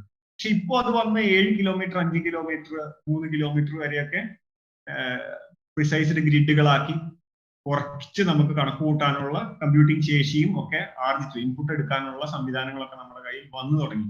അതിന്റെ ഒരു ഗുണം എന്താന്ന് വെച്ചാൽ ഏറ്റവും ചെറുതാകും തോറും നമുക്ക് കൂടുതൽ പ്രിസൈസ്ഡ് അനിശ്ചിതത്വത്തിന്റെ അളവ് കുറയ്ക്കാൻ സാധിക്കും. പിന്നെ ഇതിനിപ്പോ ഒരു 500 മീറ്ററിലോ 100 മീറ്ററിലോ ഒക്കെ ആയിട്ട് കുറയ്ക്കാൻ സാധിക്കില്ല എന്ന് ചോദിച്ചാൽ അങ്ങനെയും കുറച്ച് നമുക്ക് കണക്ക് കൂട്ടാം. നമുക്ക് ഈ നമ്മളുടെ നോളജിന്റെ ഒരു ലിമിറ്റ് എന്ന് പറഞ്ഞ പ്രപഞ്ചത്തിലെ ഏത് പ്രതിഭാസം എടുത്ത് നോക്കിയാലും നമ്മളുടെ ഒരു നോളജിന്റെ നിലവിലുള്ള അവസ്ഥയിൽ ഒരു ലിമിറ്റ് എന്ന് പറഞ്ഞു വരുന്ന ഒരു ഭാഗമാണ് ഈ 500 മീറ്ററിൽ 100 മീറ്ററിൽ നിങ്ങൾക്ക് ഈ ഗ്രിഡുകളാക്കി തിരിച്ച് കണക്ക് കൂട്ടിക്കൂടെ എന്ന് ചോദിച്ചാൽ.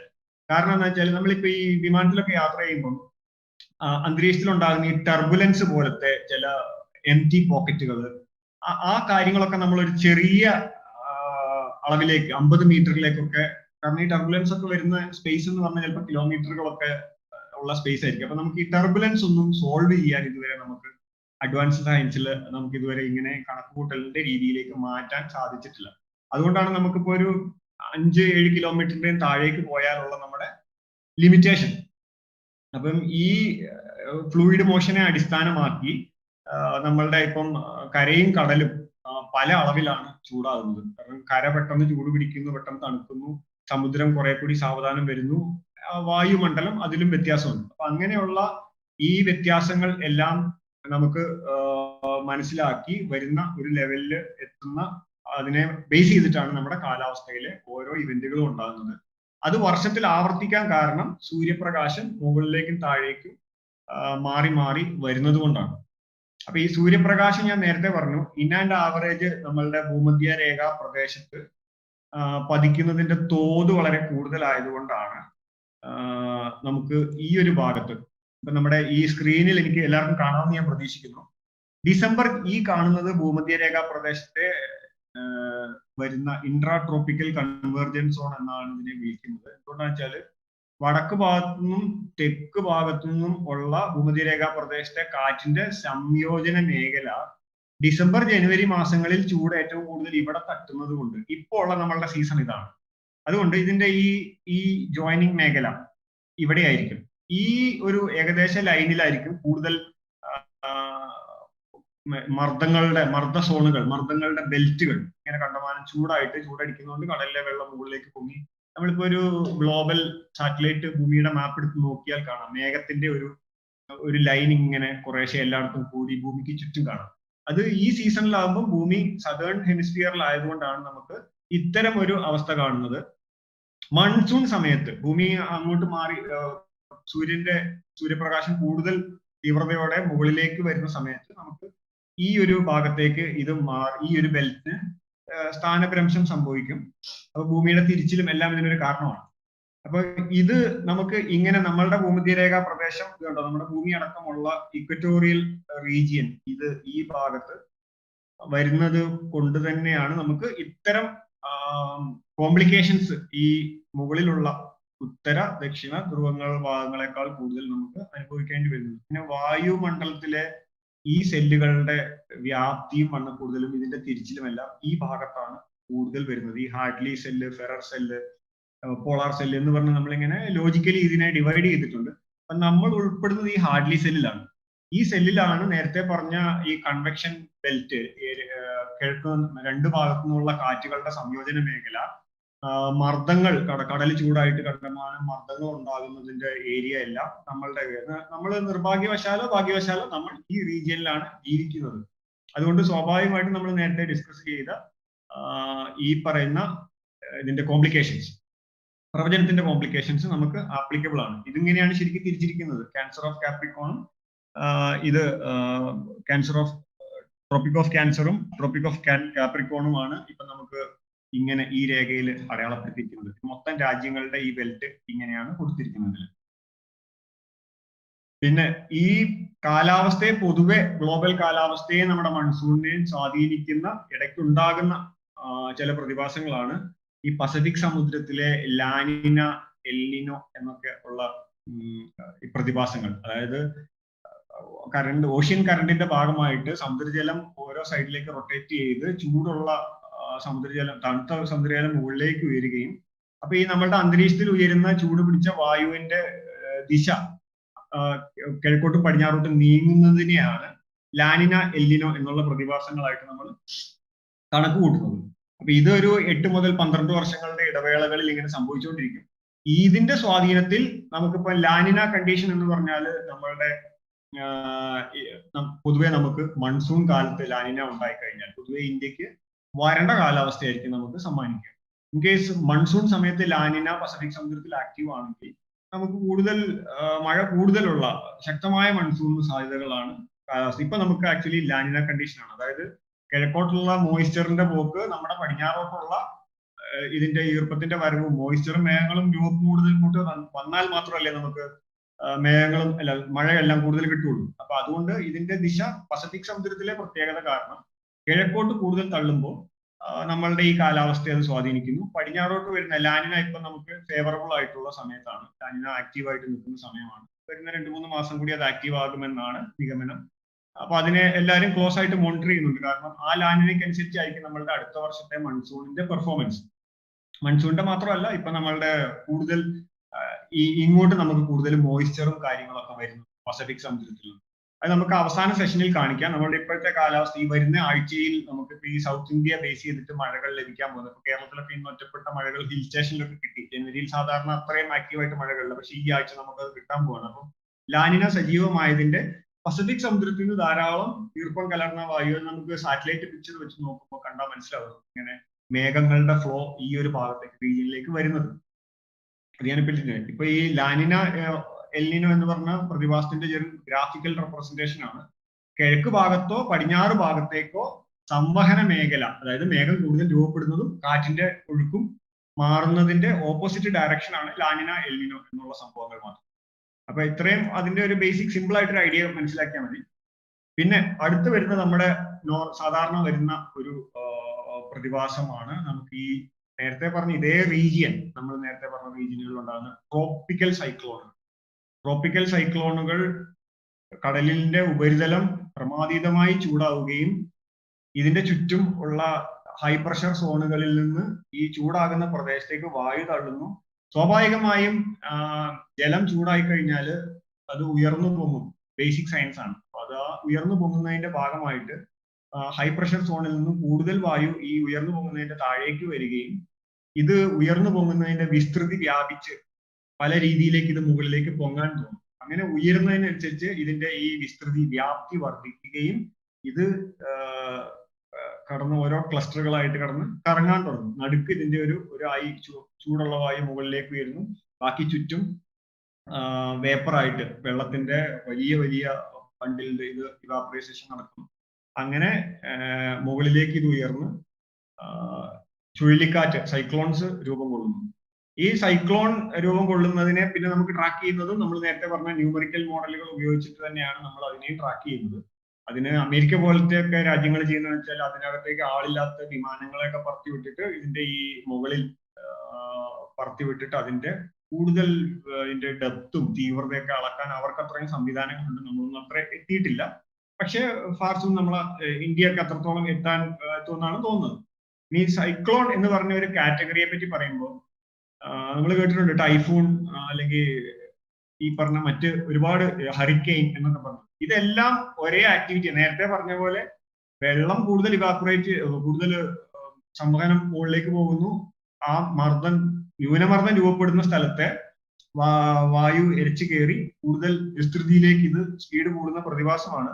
പക്ഷെ ഈ ഓരോ പ്രദേശത്തും ഇതിനെ ഓരോ പേരിട്ട് വിളിക്കും എന്നുള്ളതാണ്. ഇന്ത്യൻ ഓഷ്യൻ ഈ മേഖലയിൽ ഇതിനെ സൈക്ലോൺ എന്നാണ് അറിയപ്പെടുന്നത്. അറ്റ്ലാന്റിക്കിൽ ഇതിനെ കൊണ്ടിട്ട് നമ്മളുടെ പസഫിക്കിന്റെ പടിഞ്ഞാറൻ ഭാഗം ജപ്പാന്റെ ഏരിയ അവിടെയെല്ലാം ഇതിനെ ടൈഫൂൺ എന്നായിട്ട് നമ്മൾ വിളിക്കും. അറ്റ്ലാന്റിക്കിന്റെ ഭാഗങ്ങളിൽ ഇതിനെ ഹറിക്കെയിൻ. ഇപ്പോൾ അമേരിക്കയിലൊക്കെ വളരെ ഫേമസ് ആയിട്ട് എല്ലാ അമേരിക്കക്കാർക്കും അറിയാമായിരിക്കും നാഷണൽ ഹറിക്കെയിൻ സെന്റർ എന്ന് പറഞ്ഞ ഹറിക്കെയിനെ മോണിറ്റർ ചെയ്യാൻ വേണ്ടി മാത്രം അവർക്ക് ഡിപ്പാർട്ട്മെന്റ് ഹറിക്കെയിൻ എന്ന് ആ പ്രദേശത്ത് വിളിക്കുന്നു. ഇന്ത്യൻ ഓഷ്യനിലേക്ക് വരുമ്പോൾ അതിനെ സൈക്ലോൺ ആകുന്നു. പടിഞ്ഞാറൻ പസഫിക്കിൽ വരുമ്പോൾ ഇത് ടൈഫൂൺ ആകുന്നു. ഇതാണ് ശരിക്കും ഇതിനകത്തൊരു കൺഫ്യൂഷൻ ഉണ്ട് പലർക്കും. ഇത് എന്താണ് കാറ്റഗറി? ഇതെല്ലാം ഒരേ പ്രോഡക്റ്റ് ആണ്. ഒരേ പ്രോഡക്റ്റിന്റെ വിവിധ പേരുകൾ മാത്രമാണ് ഈ കാണിച്ചിരിക്കുന്നത്. ഇനി കാറ്റഗറി, നമ്മൾ ഈ പറയുന്ന സംവഹനം വളരെ ഉയർന്ന തോതിലായി അവിടെ ഒരു വലിയ മർദ്ദമേഖല രൂപപ്പെടുകയും ആ മർദ്ദമേഖല രൂപപ്പെടുന്നതിന്റെ കൂടെ തന്നെ സൂര്യതാപം തുടർച്ചയായി കിട്ടിക്കൊണ്ടിരിക്കുന്നു. കടലിന്റെ മീതെ തന്നെ ഒരുപാട് വെള്ളം നീരാവിയായി മുകളിലേക്ക് ഉയരുന്നു എന്ന് പറയുമ്പോൾ ഇതിന്റെ വേഗം ക്രമാതീതമായി വർദ്ധിച്ചുകൊണ്ടിരിക്കും. അപ്പൊ ആ പ്രദേശത്തിന്റെ പ്രത്യേകതകളും അതിന്റെ അന്തരീക്ഷ ഘടകങ്ങളും അനുകൂലമായാൽ ഈ കാറ്റ് 30 കിലോമീറ്റർ മുതൽ 200-250 കിലോമീറ്റർ വരെ വേഗം വർദ്ധിക്കും. അപ്പൊ നമ്മൾ അതിനെ അളക്കുന്നതിനകത്ത് ഒരു സ്കെയിൽ വെച്ചിട്ട് പറയുന്ന ഒരു തീവ്രത കൂടിയ കാറ്റുകളുടെ കാറ്റഗറിയാണ് സൂചിപ്പിക്കുന്നത്. ഇനി സൈക്ലോൺ ആയാലും ഹറിക്കെയിൻ ആയാലും മറ്റെന്ത് തരത്തിലുള്ള ഇത്തരം പ്രതിഭാസങ്ങളെ നമ്മൾ കാറ്റഗറൈസ് ചെയ്യും. അതിന്റെ തീവ്രത അളക്കാനും വാണിംഗ് കൊടുക്കാനുള്ള ആവശ്യം. അപ്പൊ അതിനെ കാറ്റഗറി 1ൽ പെടുന്നത് 90 മുതൽ 125 വരെ കിലോമീറ്റർ പെർ അവറിലുള്ള സ്പീഡാണ്. Category 2 125 to 164. പിന്നെ കാറ്റഗറി 3 165 200 വരെയുള്ളത്. 4ാമത്തെയും 5ാമത്തെയും കാറ്റഗറി 3, 4, 5 കാറ്റഗറി വളരെ എക്സ്ട്രീം ഇവന്റുകളാണ്. അപ്പൊ അതുകൊണ്ട് നമ്മൾ അതിനെ സ്കെയിലിൽ അടയാളപ്പെടുത്തുന്നു മാത്രമേ ഉള്ളൂ. പിന്നെ ഇതിനകത്തൊരു സംഭവമുണ്ട്, വേൾഡ് മെറ്റീരിയോളജിക്കൽ ഓർഗനൈസേഷൻ എന്ന് പറഞ്ഞ ഒരു സംവിധാനം. അവര് ഇതിനെ മോണിറ്റർ ചെയ്യാൻ വേണ്ടി ലോകമാസകലം കോർഡിനേറ്റ് ചെയ്യാൻ വേണ്ടി ഇന്ത്യൻ മെറ്റീരിയോളജി ഡിപ്പാർട്ട്മെന്റും അല്ലെങ്കിൽ ജപ്പാൻ മെറ്റീരിയോളജി ഡിപ്പാർട്ട്മെന്റ്, അമേരിക്ക, ഓരോ പ്രദേശത്തും ഇത് ഉണ്ടായി കഴിഞ്ഞാൽ അതിന്റെ ഉത്തരവാദിത്വവും അതിന്റെ പേരുകളും ആ പരിസര രാജ്യങ്ങൾക്കാണ്. ഇതിന്റെ മോണിറ്ററിങ്ങും ബാക്കിയുള്ള ഫർദർ ഡെവലപ്മെന്റും.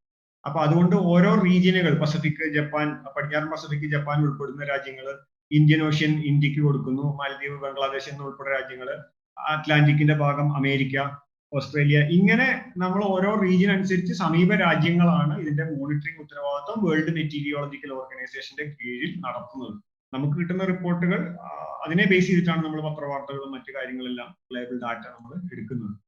ഈ സൈക്ലോണിന്റെ കാര്യത്രേ ഉള്ളൂ. നമ്മളൊരു ഗ്ലാസ് നിലത്ത് വീണാൽ അടുത്ത പൊട്ടിത്തെറി നല്ല പ്രഷർ ഡ്രോപ്പ് ആയി കഴിഞ്ഞാൽ, അന്തരീക്ഷത്തിലെ പ്രഷർ ഡ്രോപ്പ് ആയി കഴിഞ്ഞാൽ നമുക്ക് ഒരു പൊട്ടിത്തെറി പ്രതീക്ഷിക്കാം എന്നുള്ളതിനൊരു ചൊല്ല് മാത്രമാണ് ഈ പറയുന്നത്.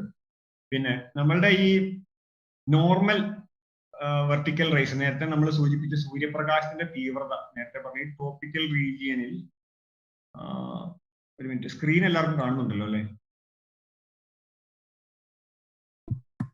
കാണുന്നുണ്ട്. Okay okay.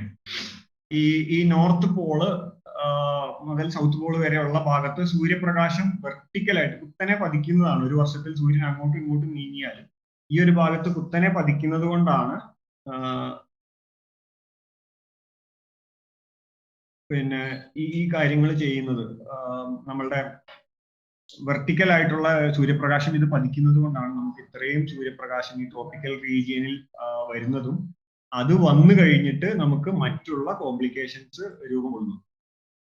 നമുക്ക് ഇതിന്റെ സെഷൻ ജനറൽ വിൻഡ് പാറ്റേൺ, ശാന്തമായിട്ടുള്ള പ്രദേശം ഞാൻ പറഞ്ഞു. നമ്മളുടെ ഈ ട്രോപ്പിക്കൽ റീജിയൻ കഴിഞ്ഞാൽ മറ്റ് സ്ഥലങ്ങളിലേക്കുള്ള റീജിയനുകളിൽ ലോ പ്രഷർ സോണുകൾ വളരെ കുറവാണ്, നമ്മളുടെ ഇവിടെ കുറച്ച് കൂടുതലാണ്.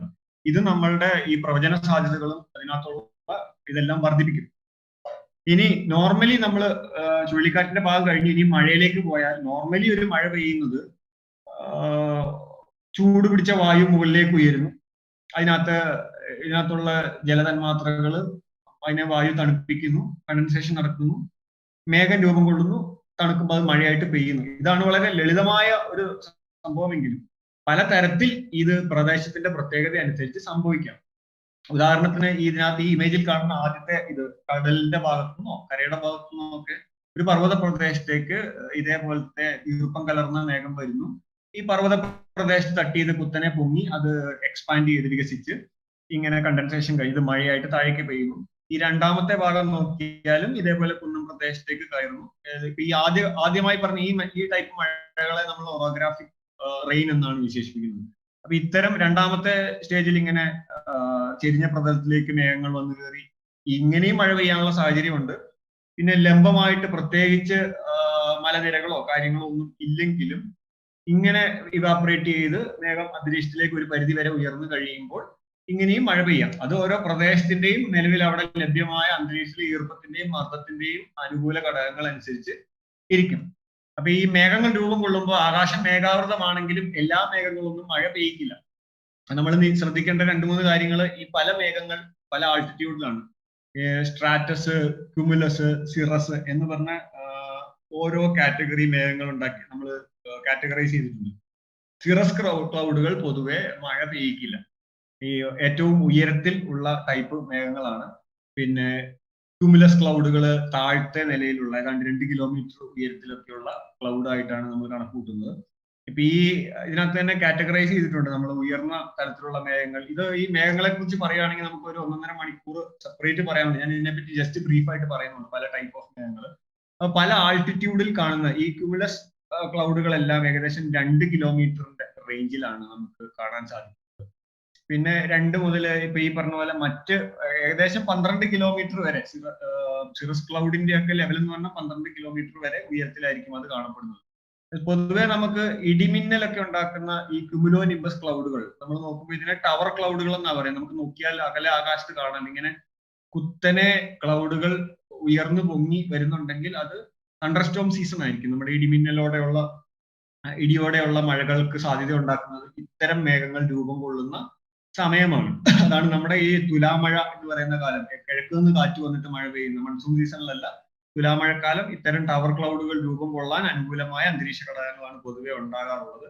അതുകൊണ്ട് മൺസൂൺ കാലത്ത് പൊതുവെ ഇത് തണ്ടർസ്റ്റോം വളരെ കുറവാണ് ഉണ്ടാകാറ്. കാരണം പടിഞ്ഞാറൻ കാറ്റിന് പൊതുവെ വേഗവും കൂടുതലാണ്.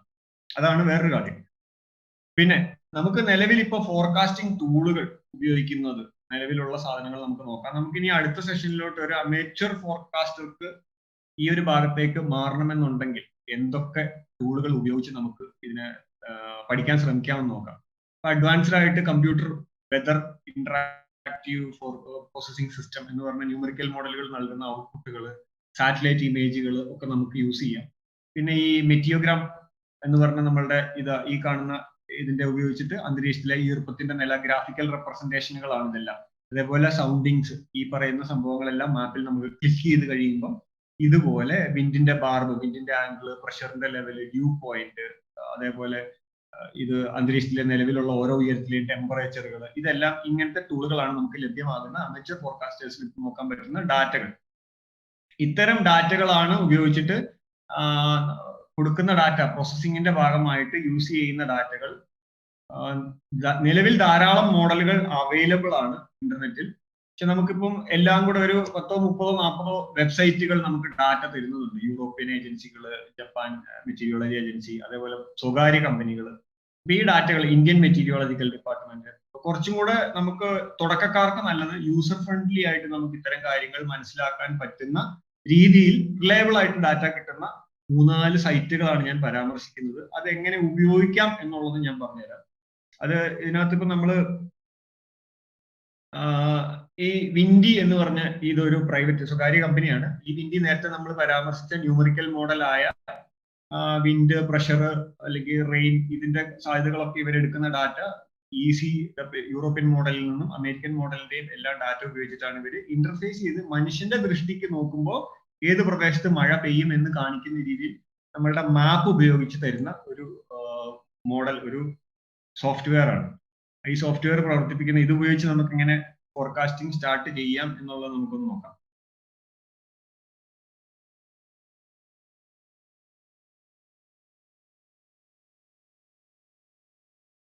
ഈ സ്ക്രീൻ ഇത് ആപ്പ് സ്റ്റോറിൽ, പ്ലേ സ്റ്റോറിലെല്ലാം നമുക്ക് അവൈലബിൾ ആണ്. മൊബൈലിൽ ഇൻസ്റ്റാൾ ചെയ്യാം, ഡെസ്ക്ടോപ്പിൽ, ഞാനിപ്പോൾ ഓപ്പൺ ചെയ്തിരിക്കുന്ന ഡെസ്ക്ടോപ്പിലാണ്. ഇപ്പൊ ഇതിന്റെ ഒരു സ്ക്രീനിൽ നമുക്ക് നോക്കിക്കഴിഞ്ഞാൽ ഇവിടെ എനിക്ക് തോന്നുന്ന എല്ലാവർക്കും കാണാമായിരിക്കും, നമുക്ക് സാറ്റലൈറ്റ്, റഡാർ ഇവിടെ എന്നുള്ള ഓപ്ഷൻ ഉണ്ട്. ഇത് ക്ലിക്ക് ചെയ്ത് കഴിഞ്ഞ് ഇപ്പൊ ആ ഓപ്ഷനിലാണ് ഇത് നിൽക്കുന്നത്. ഇത് ക്ലിക്ക് ചെയ്ത് കഴിയുമ്പോൾ നമുക്ക് സൂം ചെയ്യാം. നിങ്ങളുടെ പ്രദേശം എവിടെയാണെന്ന് നോക്കിയിട്ട് കസ്റ്റമൈസ് ചെയ്ത് സെർച്ച് ചെയ്യണമെങ്കിൽ ഇവിടെ നിങ്ങളുടെ പർട്ടിക്കുലർ ലൊക്കേഷൻ സെർച്ച് ചെയ്യാൻ, നിങ്ങൾക്ക് ഇങ്ങനെ സൂം ചെയ്തെടുക്കാൻ പരിചിതമല്ലെങ്കിൽ ലൊക്കേഷൻ സെർച്ച് ചെയ്തെടുക്കാം. നമ്മൾ ഇത് സൂം ചെയ്ത് കഴിയുമ്പോൾ നമ്മളുടെ പ്രദേശത്തിന് മുകളിൽ അന്നേരം ഉള്ള മേഘങ്ങളുടെ രൂപീകരണം, അതിന്റെ മൂവ്മെന്റ് എല്ലാം ആനിമേറ്റ് ചെയ്ത് വരും. ഓരോ മണിക്കൂർ കൂടുമ്പോഴും അരമണിക്കൂർ കൂടുമ്പോഴും അപ്ഡേറ്റ് ചെയ്യുന്നതാണ്.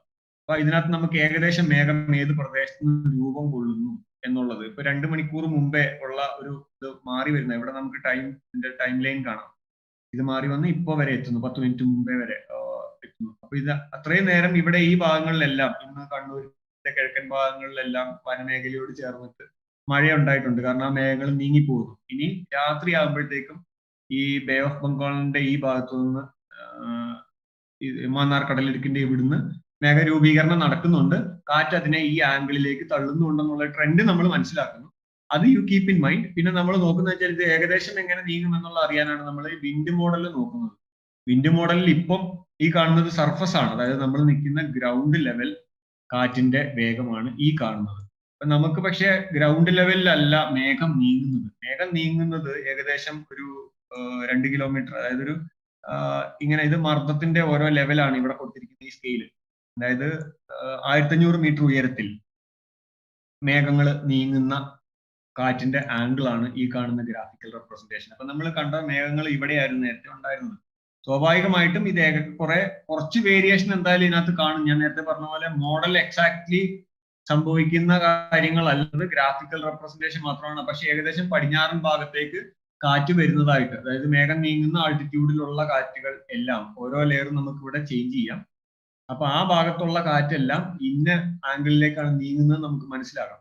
ഇനി കമ്പ്യൂട്ടർ മോഡലുകൾ, ഇത്തരം മോഡലുകൾ ഉപയോഗിക്കുമ്പോൾ നമുക്ക് എങ്ങനെ ഈ മോഡലിലെ കാറ്റിന്റെ ദിശ ശരിയാണോ എന്ന് മാനുവലായിട്ട് നോക്കാൻ നമ്മൾ വീടിന് പുറത്തിറങ്ങിയിട്ട്, മേഘങ്ങൾ ഉണ്ടെങ്കിൽ ഇതിപ്പോ പടിഞ്ഞാറ് ദിശയിലേക്ക്, തെക്ക് പടിഞ്ഞാറ് ദിശയിലേക്കാണ് ഈ ലെയറിലെ കാറ്റ് നീങ്ങുന്നത്. ആകാശം നോക്കിയിട്ട് മേഘങ്ങൾ നിങ്ങളുടെ ദൃഷ്ടിയിൽ ഏത് ഭാഗത്തേക്കാണെന്ന് നോക്കുമ്പോൾ ഈ മോഡലിൽ പറഞ്ഞ പോലെയാണെങ്കിൽ നിങ്ങൾക്ക് ഏറെക്കുറെ ഉറപ്പിക്കാം ഈ മോഡലിന്റെ കാൽക്കുലേഷൻ തെറ്റിയിട്ടില്ല, വേരിയേഷൻസ് ഇല്ല, ഏകദേശം ഇതേ ആംഗിളില് മഴ പെയ്യൂ എന്നുള്ള, നമുക്ക് മേഘങ്ങൾ നീങ്ങി വരും, മഴ പെയ്യുമെന്നല്ല, മഴ പെയ്യുന്നതിന് വേറെ ഭാഗങ്ങൾ നമ്മൾ അങ്ങോട്ട് വരും, മേഘങ്ങൾ ഇങ്ങോട്ട് വരുമെന്നുള്ളത് നമുക്ക് കണക്കൂട്ടാം.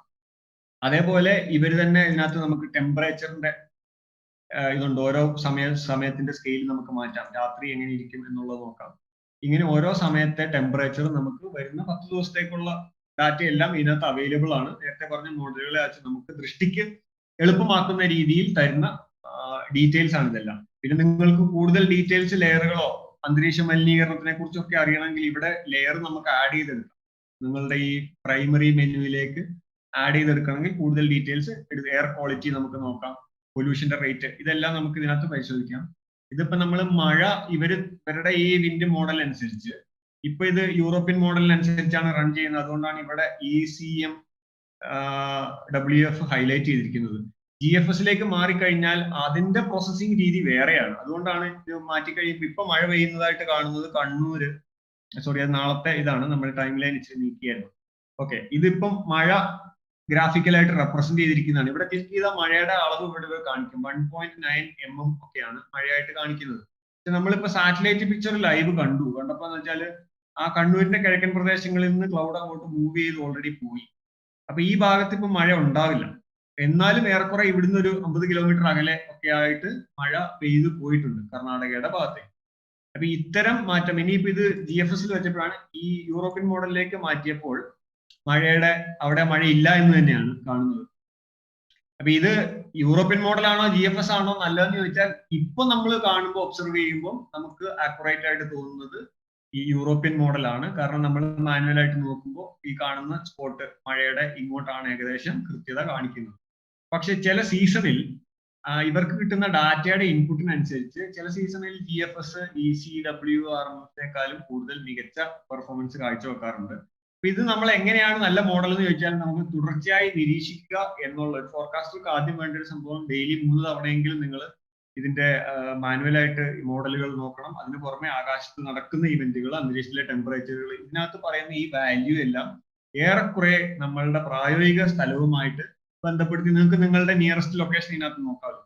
അത് നമ്മൾ ഉറപ്പുവരുത്തുകയാണ്. എന്നിട്ട് ഈ 2 മോഡലുകളെയും താരതമ്യം ചെയ്യുമ്പോൾ നിങ്ങൾക്ക് മനസ്സിലാകും ഓരോ സീസണിലും. മൺസൂൺ സീസണിൽ ചിലപ്പം GFSനേക്കാൾ കൂടുതൽ ആ സീസണിൽ പെർഫോം ചെയ്യുന്നത് EC ആയിരിക്കും, അല്ലെങ്കിൽ ചിലപ്പോൾ GFS ആയിരിക്കും. അങ്ങനെയാണ് നമ്മൾ ഇതിനെ നമുക്ക് റിലയബിൾ എത്രത്തോളം ട്രസ്റ്റ് ചെയ്യാൻ പറ്റും എന്നുള്ള കാര്യങ്ങൾ പറയുന്നത്.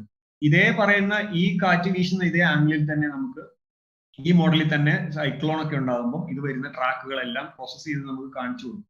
അപ്പൊ ഇതിനകത്ത് ഈ സൈക്ലോണിന്റെ ട്രാക്ക് വന്നു കഴിഞ്ഞാൽ തന്നെ ഇതെല്ലാം ലോങ് ടേം റണ്ണിലാണ്. ഒരു 10 ദിവസം കഴിയുമ്പോൾ ഇത് എവിടെയായിരിക്കും എന്നാണ് പ്രെഡിക്റ്റ് ചെയ്യുന്നത്. കഴിഞ്ഞ പ്രാവശ്യം ബുറേവി ഈ ഭാഗത്തുനിന്ന് രൂപം കൊണ്ട് ഏകദേശം ഈ മാന്നാർ കടലിടുക്ക് എത്തിയപ്പം ഇവിടെ തിരിഞ്ഞുകൊണ്ടിരിക്കുമ്പം ഈ സൈക്ലോണിനെ നീക്കുന്ന ഒരു ഡ്രൈവിംഗ് ഫോഴ്സ് എന്ന് പറയുന്നത് ഏകദേശം ഈ ഒരു 500 മുതൽ 850 ഈ ഹൈറ്റിലുള്ള കാറ്റിന്റെ ശക്തിയാണ്. ഇത് 200 ആണ്. മർദ്ദ ലെവൽ ഒരു 500 മുതൽ ഈ ഒരു ലെവൽ മുതൽ, അതായത് 5 കിലോമീറ്റർ മുതൽ 2 കിലോമീറ്റർ വരെയുള്ള കാറ്റിന്റെ ശക്തിയാണ് ഇതിനെ ഏത് ദിശയിലേക്ക് പോകണമെന്ന് പ്രധാനമായിട്ടും ഈ സൈക്ലോണിനെ ഡിസൈഡ് ചെയ്യുന്നത്. അപ്പം ഇവിടെ എത്തിക്കഴിഞ്ഞപ്പം ഇത് ഡ്രൈവ് ചെയ്ത് പോന്നുകൊണ്ടിരുന്ന ആംഗിളിൽ നിന്ന് നേരെ എതിർഭാഗത്തേക്ക് വേറൊരു തിരിച്ചിൽ ആ സമയത്ത് ഉണ്ടായി. അങ്ങനെ വന്ന് ഇത് മാന്നാർ കടലിടുക്കിൽ ഈ ബുറേവി ബ്ലോക്കായി നിന്നു, ഇങ്ങോട്ട് നീങ്ങാതെ. കാരണം ഇതിനെ ഡ്രൈവ് ചെയ്യുന്ന ഫോഴ്സ് ഇതിനെ തിരിച്ച് വേറൊരു സർക്കുലേഷൻ പോലെ ഇങ്ങോട്ട് ആ ലെവലിൽ നിന്നാക്കാൻ തുടങ്ങി. താഴേന്ന് ഈ ചൂട് ആയിട്ടുള്ള വായു മുകളിലേക്ക് ഉയർന്ന് പടിഞ്ഞാറോട്ട് പോകാൻ ശ്രമിച്ചുകൊണ്ടിരുന്നു. എന്നാൽ തൊട്ട് മുകളിലുള്ള മിഡ് ലെവൽ വായു സഞ്ചാരം ഇതിനെ കിഴക്കോട്ട് തള്ളാൻ നോക്കി. ഇത് എങ്ങോട്ടും പോകാൻ പറ്റാതെ നിന്നു. സ്വാഭാവികമായും ഈ മാന്നാർ കടലിടുക്കിലെ ടെമ്പറേച്ചറിന്റെ നില, സമുദ്രത്തിന്റെ ഉപരിതല ചൂട് ആ സമയത്ത് താരതമ്യേന ഇവിടെ രൂപം കൊണ്ടുവന്ന ഈ പ്രദേശത്തേക്കാൾ വളരെ കുറവായിരുന്നു ആ സമയത്ത്.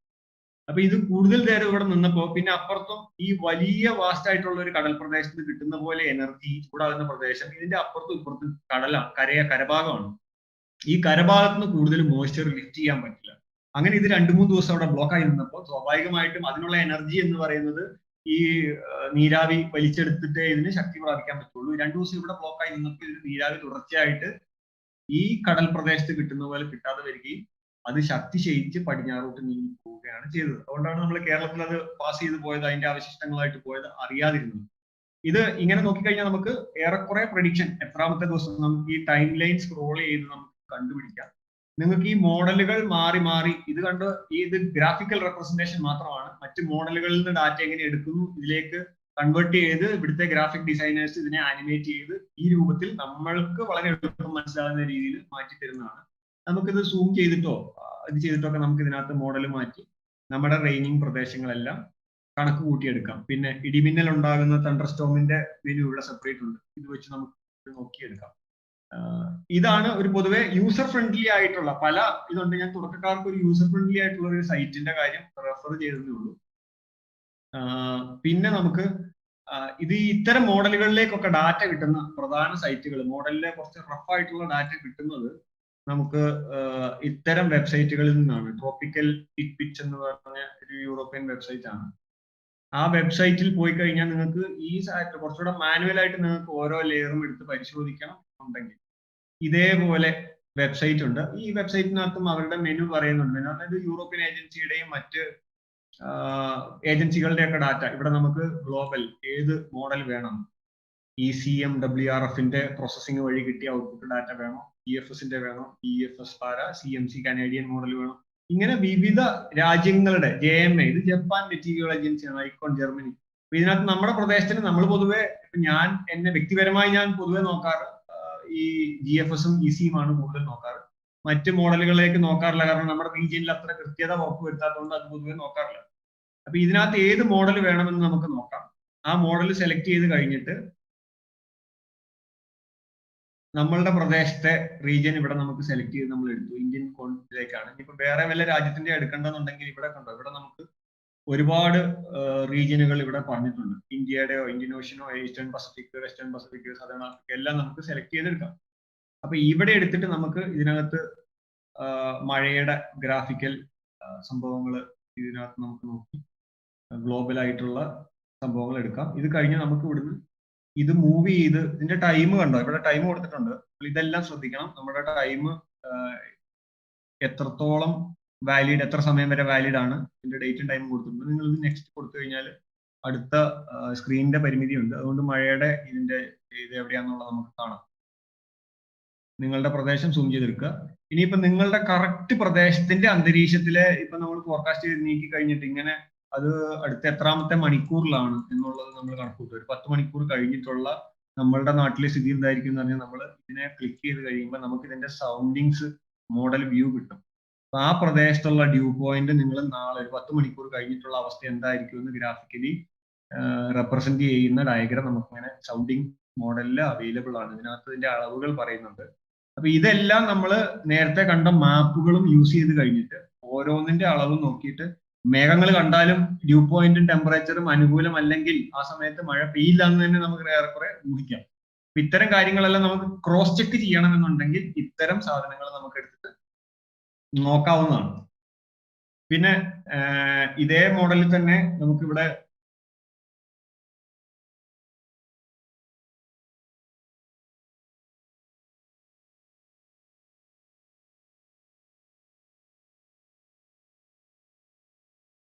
ഓക്കെ, ഇവിടെ നമുക്കിപ്പോ ഇത് മഴയുടെ മാത്രമാണ് കാണിച്ചത്. ഈ മഴ മാത്രം അല്ലാതെ നമുക്ക് ഇതിനകത്ത് ഇവിടുന്ന് ഡാറ്റ മാറണമെന്നുണ്ടെങ്കിൽ ഇപ്പൊ നമ്മൾ ഈ പറഞ്ഞ പോലെ ഇതിന്റെ ടെമ്പറേച്ചർ അല്ലെങ്കിൽ 24 hours ഉള്ള ടോട്ടൽ മഴയുടെ സാധനം ഈ ഉയരത്തിലുള്ള, അതായത് ഒരു 5 to 12 കിലോമീറ്റർ അല്ലെങ്കിൽ 10 കിലോമീറ്റർ ദൂരത്തിലുള്ള റിലേറ്റീവ് ഹ്യൂമിഡിറ്റി എന്നുള്ള സാധനങ്ങളെല്ലാം ഇതിനകത്ത് നമുക്ക് ഓരോ ലെയർ തിരിച്ചിട്ട് എടുക്കാൻ പറ്റും.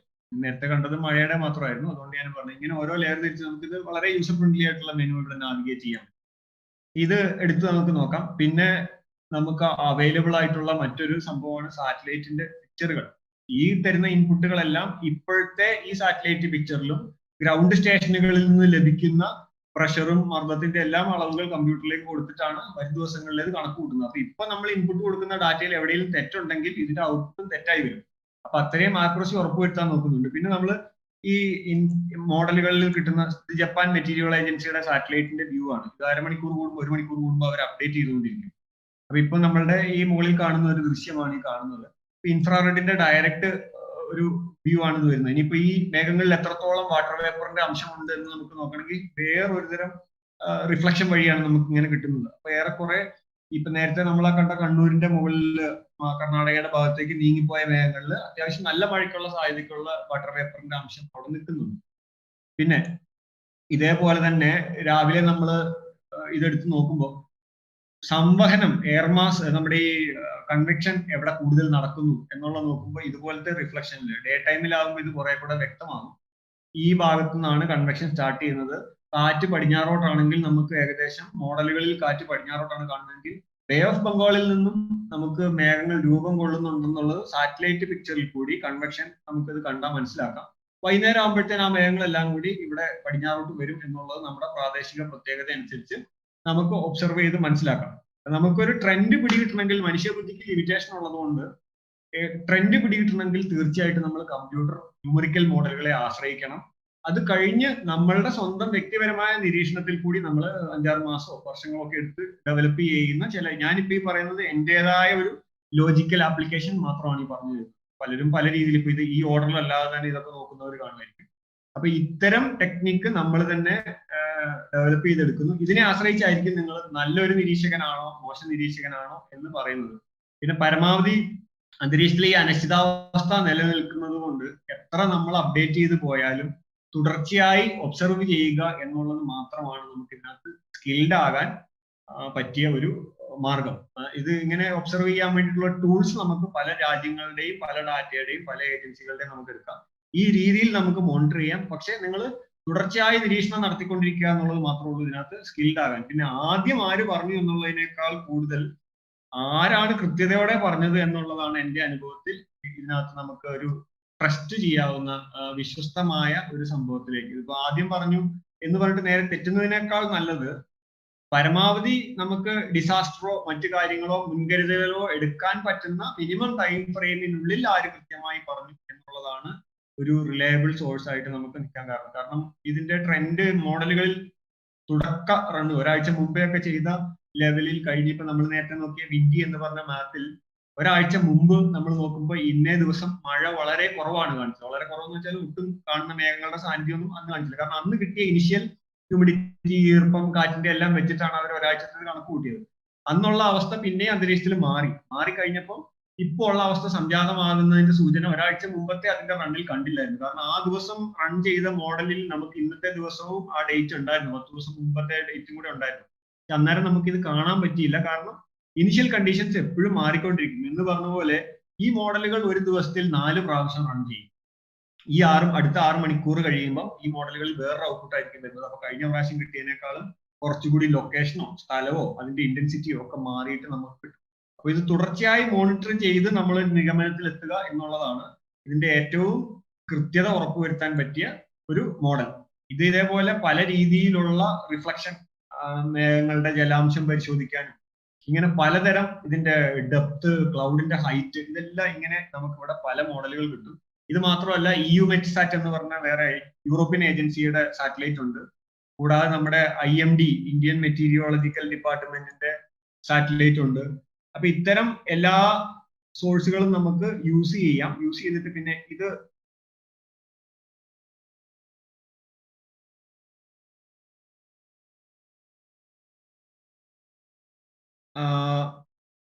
ISROയുടെ ഒരു പ്രൊഡക്റ്റ് ആണ്. IMDക്ക് വേണ്ടി ഒരു ISROയുടെ സഹകരണത്തോടെ ചെയ്തിരിക്കുന്ന ഒരു പ്രൊഡക്റ്റ് ആണ് റാപ്പിഡ് എന്ന് പറഞ്ഞ ഈ സാധനം. ഇതിനകത്ത് നമുക്ക് ഇതേപോലെ പല ലെയറുകൾ, ഇൻസാറ്റ്, നമ്മളുടെ തന്നെ കൽപ്പന ഇൻസാറ്റ് എന്ന് പറഞ്ഞ പല സാറ്റലൈറ്റുകളിൽ നിന്നുള്ള പ്രൊഡക്റ്റുകളാണ്, നമ്മുടെ ഓൺ പ്രൊഡക്റ്റ് ആണ്. ഇത് സാധാരണഗതിയിൽ കമ്പ്യൂട്ടറിന് കുറച്ച് സ്പീഡും നല്ല നെറ്റിന് സ്പീഡും ഉണ്ടെങ്കിൽ ലോഡ് ആകാൻ കുറച്ച് സമയം എടുക്കാറുണ്ട് പൊതുവെ. അതുകൊണ്ട് അതിന്റെ ബുദ്ധിമുട്ടുള്ളത് കൊണ്ട് അധികം ഞാൻ ഉപയോഗിക്കാറില്ല, പക്ഷെ ഉപയോഗിക്കുന്നവരുണ്ട്. കാരണം വളരെ കൃത്യമായ ഡാറ്റകളൊക്കെ നമുക്ക് ഇതിനകത്ത് അവൈലബിൾ ആണ്. ഇവിടെ നമുക്ക് ബേസ് ലെയർ, മാപ്പ്, ഇതെല്ലാം തിരിച്ചെടുക്കാവുന്ന ഡാറ്റകളുണ്ട്. മേഘങ്ങളുടെ പല ടൈപ്പ് മേഘങ്ങളെ നമുക്കിവിടെ വേർതിരിച്ചെടുത്ത് നോക്കാൻ പറ്റും. ഇതേപോലെ സൂം ചെയ്യാം, പ്രദേശങ്ങളെല്ലാം മാറ്റി മാറ്റി നോക്കാം. ഇത് ജസ്റ്റ് ഞാനിപ്പം നിങ്ങൾക്ക് എവിടുന്നൊക്കെ ഡാറ്റ കിട്ടുമെന്നുള്ളത് ഇൻട്രൊഡ്യൂസ് ചെയ്തുള്ളൂ. അതേപോലെ ഇൻസാറ്റ് സാറ്റലൈറ്റ്, നമ്മുടെ IMDയുടെ നേരിട്ടുള്ള സാറ്റലൈറ്റ് എന്നുള്ള വ്യൂ അവരുടെ ഒഫീഷ്യൽ സൈറ്റിൽ പോയാൽ ഇവിടെയും കിട്ടും. മുൻപ് കുറെ കൂടെ ഡീറ്റെയിൽസ്, ഇപ്പൊ നമ്മളുടെ പല ഓസിലേഷനുകള്, പല വേവുകൾ, അങ്ങനത്തെ കാര്യങ്ങളെ പറ്റിയൊക്കെയുള്ള ഡീറ്റെയിൽ തന്നിരുന്നു. പക്ഷെ ഇപ്പൊ എന്താണ് IMD അതെല്ലാം യൂസർ ഐഡിയും പാസ്വേഡും വെച്ച് പ്രൊട്ടക്ട് ചെയ്തിരിക്കുകയാണ്. അതുകൊണ്ട് ഇപ്പൊ IMDയുടെ സൈറ്റ് അധികം ഞാൻ വ്യക്തിപരമായിട്ട് അധികം പ്രിഫർ ചെയ്യാൻ നോക്കാറില്ല. കാരണം ഇതിനകത്ത് വളരെ ലിമിറ്റഡ് സാധനങ്ങളെ ഇപ്പൊ നമുക്ക് കിട്ടാറുള്ളൂ. ഇവിടെയും കിട്ടും അന്തരീക്ഷത്തിലെ ജലാംശത്തിന്റെ സാന്നിധ്യം, ഇങ്ങനെയുള്ള കാര്യങ്ങളെല്ലാം ഇവരും തരുന്നുണ്ട്. പക്ഷെ അത് എന്തോ കാരണമൊന്നും അറിയില്ല, അവരത് ലിമിറ്റ് ചെയ്ത് വെച്ചിരിക്കുകയാണ് പബ്ലിക്സിനുള്ള. അല്ല, അവരുടെ അക്കാഡമിക് പർപ്പസിനും ഒഫീഷ്യൽ കാര്യങ്ങൾക്കും ഒക്കെയാണ് ഇപ്പൊ കൂടുതലും ഇത് ഉപയോഗിച്ച് കാണുന്നത്.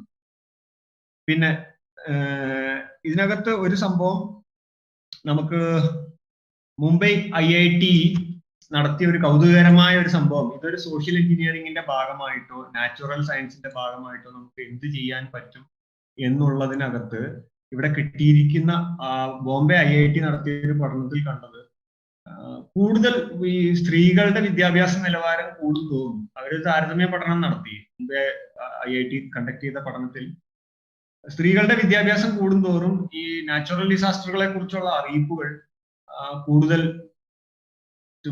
മുൻകൂട്ടി തയ്യാറെടുപ്പുകൾ നടത്താനും പിന്നെ അതിൽ നിന്ന് രക്ഷപ്പെടാനുമുള്ള സംഭവം സ്ത്രീകളുടെ എഡ്യൂക്കേഷനെ സംബന്ധിച്ച് ഇംപ്രൂവ്മെന്റ് ഉണ്ടാകുമ്പോൾ കൂടുതൽ സംഭവിക്കുന്നു എന്നുള്ളത് IIT മുംബൈ നടത്തിയ ഒരു പഠനത്തിൽ തെളിഞ്ഞിട്ടുണ്ട്. അപ്പോൾ നമുക്കൊരു സോഷ്യൽ എഞ്ചിനീയറിംഗിൽ എങ്ങനെയാണ് ഈ സംഭവത്തിന്റെ സ്വാധീനം, കാലാവസ്ഥാ പ്രവചനത്തിന്റെ സ്വാധീനം എന്ന് നോക്കുമ്പോൾ ഒരു വുമൺ എംപവർമെന്റ് ഇത് നമ്മുടെ ഈ പറഞ്ഞ എല്ലാ കാര്യങ്ങളുടെയും ആകത്തുക ജീവൻ രക്ഷിക്കുക, സ്വത്ത് സംരക്ഷിക്കുക എന്നുള്ള കാര്യങ്ങളൊക്കെയാണ് നമ്മളുടെ ഈ പ്രവചനങ്ങളുടെയും നമ്മൾ ഇത്തരം ശാസ്ത്രം പുരോഗമിക്കുന്നതിന്റെ നമ്മുടെ എൻഡ് റിസൾട്ട് അതാണ് നമ്മൾ പ്രതീക്ഷിക്കുന്നത്. അപ്പൊ അവർ നടത്തിയ ഒരു പഠനത്തിൽ തെളിഞ്ഞത് സ്ത്രീകളുടെ കുടുംബത്തിലെ വിദ്യാഭ്യാസം കൂടുതൽ വർദ്ധിക്കുമ്പോൾ അവർ കൂടുതൽ മുൻകരുതലുകളും അവർ കൂടുതൽ ഇതിന് ടേക്ക് കെയർ ചെയ്യുകയും ഒക്കെ ചെയ്യുന്നുണ്ടെന്നുള്ളതാണ്. അപ്പൊ നമ്മുടെ ഈ അറിയിപ്പുകൾ കൃത്യമായിട്ട് വായിക്കാനും മനസ്സിലാക്കാനും ഫാമിലിയെ കൊണ്ട് മുൻകരുതലുകൾ എടുക്കാനൊക്കെ സ്ത്രീ വിദ്യാഭ്യാസം സഹായിക്കുന്നുണ്ടെന്ന് അവരുടെ ഒരു പഠനം പറഞ്ഞിട്ടുണ്ട്.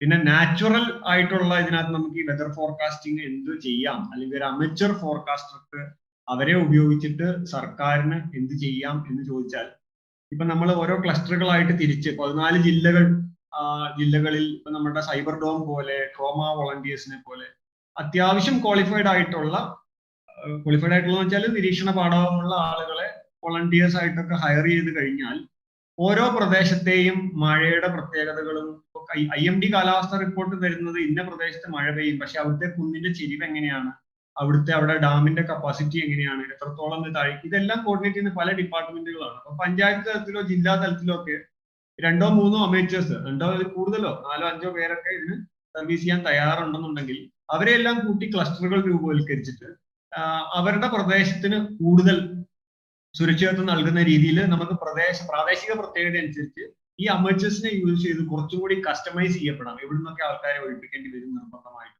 അല്ലെങ്കിൽ എത്ര ദിവസം മഴ നീട്ടിക്കുക എന്നൊക്കെ നമ്മൾ ക്ലസ്റ്റർ വൈസ് ചെറിയ പ്രദേശങ്ങളിലേക്ക് നമുക്ക് കസ്റ്റമൈസ് ചെയ്ത് കുറെ കൂടെ കൃത്യതയുള്ള പ്രവചനങ്ങൾ ഉൾപ്പെടുത്താൻ സാധിക്കും. അതുകൊണ്ട് ഈ ഒരു പിന്നെ കറക്റ്റ് വീഴുന്ന ഒരു മലഞ്ചെരുവിൽ നിന്നും കൃത്യമായിട്ട് അത് മാപ്പ് ചെയ്ത് കടലിലേക്ക് വേറെ പ്രശ്നങ്ങൾ ഉണ്ടാകാതെ കൈവരികൾ മാറാതെ പോയി ഒഴുകി വീഴുന്നുണ്ടോ, അതിന്റെ സ്ഥിരം വരുന്നുണ്ടോ, ഇതെല്ലാം പ്രാദേശികപരമായ നിരീക്ഷണങ്ങൾക്കായിരിക്കും ഒരു പഠന സംഘത്തെ നിയോഗിച്ച് നടത്തുന്നതിനേക്കാളും കൂടുതൽ സ്ഥിരമായി ഓരോ പ്രദേശത്ത് ഇങ്ങനെ ഈ അമേച്ചേഴ്സിന്റെ ഒക്കെ ക്ലസ്റ്റർ ഉണ്ടെങ്കിൽ മാറ്റങ്ങൾ പെട്ടെന്ന് റിപ്പോർട്ട് ചെയ്യാൻ അത്തരം കാര്യങ്ങളിലൊക്കെ ഇത് ഉപകാരപ്പെടും. നേരത്തെ ഞാൻ പറഞ്ഞു പ്രാദേശികതയുടെ കാര്യം ഞാനിങ്ങനെ ഇടയ്ക്കിടയ്ക്ക് എടുത്ത് പറയുന്നുണ്ട്. എന്തുകൊണ്ടാണ് ഇതിന്റെ കാര്യം എന്ന് പറഞ്ഞാൽ, ഒന്നാമത് നമ്മുടെ ഈ അന്തരീക്ഷത്തിൽ ഉള്ള അനിശ്ചിതത്വം ഉണ്ട്. പിന്നെ ഈ പ്രാദേശിക പ്രത്യേകതകളുടെ ഒരു സംഭവം പറയാം. നമ്മൾ ഗൂഗിൾ മാപ്പ് എടുത്ത് നോക്കിക്കഴിഞ്ഞാല് സാധാരണ നമ്മൾ നോക്കുന്നത് ട്രാവലിങ്ങിനോ എല്ലാത്തിനുമാണ് നമ്മൾ സാധാരണഗതിയിൽ ഇത് ഉപയോഗിക്കാറ്. പക്ഷേ ഇതിനകത്ത് നമ്മുടെ ടെറൈൻ വ്യൂ എന്ന് പറഞ്ഞ ഒരു ഓപ്ഷൻ ഉണ്ട്. അതായത് പർവ്വത പ്രദേശങ്ങള് ഈ ഭൗമ പ്രത്യേകതകൾ അനുസരിച്ച് നമുക്ക് ചെയ്യാവുന്ന ഒരു വ്യൂ ഈ ടെറൈനിന്റെ പ്രത്യേകത നമുക്ക് ഇങ്ങനെ ഒരു വ്യൂ ആണ് നമ്മളുടെ മാപ്പ് ഓപ്പൺ ചെയ്യുമ്പോൾ നമുക്ക് കിട്ടുക. പർവ്വതങ്ങളും സമതലങ്ങളും കടൽ പ്രദേശങ്ങളും റോഡ് പുഴകൾ ഇതെല്ലാം അടയാളപ്പെടുത്തിയിട്ടുള്ള സംഭവമാണ്. നമ്മൾ നേരത്തെ പറഞ്ഞതിനെ പറ്റി പൊതുവെ കേരളത്തിൽ മഴ പെയ്യുമ്പോൾ മൺസൂൺ സമയം എന്ന് പറയുന്നത് ഈ പടിഞ്ഞാറ് ഭാഗത്തു നിന്ന് ഇവിടുന്നാണ് കാറ്റ് സ്ഥിരമായിട്ട് കൂടുതൽ സ്ഥിരമായിട്ട് സൂര്യന്റെ വടക്കോട്ടുള്ള പോക്കിന്റെ ഭാഗമായിട്ട് ഉത്തരേന്ത്യയും ടിബറ്റൻ സ്ഥലത്തും ഉണ്ടാകുന്ന ന്യൂനമർദ്ദ സോണുകൾ ഇവിടുന്നുള്ള കാറ്റിനെ ഇങ്ങോട്ട് അട്രാക്ട് ചെയ്യുകയും ഇതുവഴിയാണ് നമ്മൾ പാസ് ചെയ്തു പോകുന്നത്. അങ്ങനെ വരുമ്പോൾ മഴകൾ നമ്മുടെ ഒരു മതിൽ പോലെ ഈ തിരുവനന്തപുരം മുതൽ ഗുജറാത്ത് വരെയുള്ള പ്രദേശത്തിൽ ഈ സഹ്യപർവ്വതം വലിയൊരു തടസ്സമായിട്ടുണ്ട്. മേഘങ്ങളെ കൂടുതലും തീരപ്രദേശത്ത് വീഴ്ച പെയ്യിക്കാനുള്ള സാധ്യത മൺസൂൺ സമയത്ത് ഇവിടെയായിരിക്കും കൂടുതലും. നമ്മൾ മറാഠ്വാഡ, വിദർഭ ഈ പ്രദേശങ്ങളിലൊക്കെ നോക്കിയാൽ മഴ കുറയാൻ കാരണമാണ് മൺസൂൺ സീസണിൽ നമ്മുടെ ഈ മലനിരകൾ കടന്നിട്ട് തമിഴ്നാട്ടിലും മൺസൂൺ കാലത്ത് മഴ കുറവായിരിക്കും, പെയ്യും. പക്ഷെ ചില പോക്കറ്റുകളിൽ അവർക്ക് അനുകൂലമായ പ്രത്യേകതകൾ ഉള്ള സ്ഥലത്ത്. നമുക്ക് കേരളത്തിൽ ഏറ്റവും കൂടുതൽ മഴ റിപ്പോർട്ട് ചെയ്യുന്ന സാധാരണഗതിയിൽ ഈ വടകര, കോഴിക്കോട് ഈ ഒരു ഭാഗം നന്നായിട്ട് മഴ റിപ്പോർട്ട് ചെയ്യുന്നത്. അതിന്റെ ഒരു കാരണം ഇതാണ്, കടലിൽ നിന്നുള്ള മേഘം ഈ തീരപ്രദേശത്ത് നിന്നും ഈ ബാലുശ്ശേരി, കുറ്റ്യാടി ഈ മലനിരകളിലേക്ക് ശരിക്കും ഇവിടുന്ന് 25 കിലോമീറ്റർ ഏരിയൽ ഡിസ്റ്റൻസ് ഉള്ളൂ. വായുവിൽ കൂടി, റോഡ് വഴിയുള്ള ദൂരമല്ല, ഏരിയൽ ഡിസ്റ്റൻസ് ഇത്രയും ദൂരം 25 കിലോമീറ്ററോളം ഉള്ളൂ. ഈ 25 കിലോമീറ്റർ മേഘം സഞ്ചരിച്ചു വരുമ്പോൾ കൂടുതൽ നഷ്ടങ്ങളോ ഡ്രോപ്പോ എല്ലാം ഒഴിവായി ഈ മലനിരകളിൽ തട്ടിയിട്ട് ഇവിടെ തന്നെ ഉയർന്നു പൊങ്ങി ഈ പരിസരങ്ങളിൽ പെയ്യുന്നു. അതുകൊണ്ട് ഈ പേരാമ്പ്ര, ബാലുശ്ശേരി, നാദാപുരം, തൊട്ടിൽപ്പാലം, കുറ്റ്യാടി ഈ മേഖലകളിലെല്ലാം എല്ലാ സീസണിലും നമുക്ക് മൺസൂൺ സീസണുകളിൽ മഴയുടെ റെക്കോർഡ് ചെയ്യുന്ന സ്റ്റേഷൻ കൂടുതലായിട്ട് രേഖപ്പെടുത്തുന്നത് കാണാം. പിന്നെ അതേപോലെ ഇങ്ങോട്ട് വന്നാല് നമ്മള് കുറച്ചുകൂടെ താഴേക്ക് വന്നാല് നിലമ്പൂര് പരിസരങ്ങളിൽ ആ കവളപ്പാറ ഉരുൾപൊട്ടലുണ്ടായ, ഇവിടെയാണ് നിലമ്പൂര് കവളപ്പാറ ഉരുൾപൊട്ടലുണ്ടായ പ്രദേശം. ഇതിന്റെ കാരണം എന്ന് വെച്ചാൽ ഇതെല്ലാം ഈ വളഞ്ഞു നിൽക്കുന്ന ആർച്ച് ഷേപ്പിലുള്ള ഒരു വലിയ മലനിരകളുടെ ആർച്ചാണ്. ഈ തെക്ക് പടിഞ്ഞാറ് ഭാഗത്ത് നിന്ന് വരുന്ന മേഘങ്ങൾ മുഴുവൻ ഇതിനകത്തേക്ക് കയറി ഈ മലനിരകളിൽ കൂടി ഈ ഉയർന്ന പ്രദേശങ്ങളിൽ മേഘസ്ഫോടനമായിട്ട് പെയ്തു തീരുമ്പോഴാണ് ഈ പ്രദേശങ്ങളിൽ കനത്ത മഴ. ഇവിടെയൊക്കെയാണ് ജനവാസം കൂടുതലുള്ളത്. അതുകൊണ്ട് ഈ മലനിരകളിലും കാട്ടിലും നനഞ്ഞു കുതിർന്ന് തുടർച്ചയായി ഒരാഴ്ച മഴ പെയ്താലും അധികം ആരും അറിയില്ല.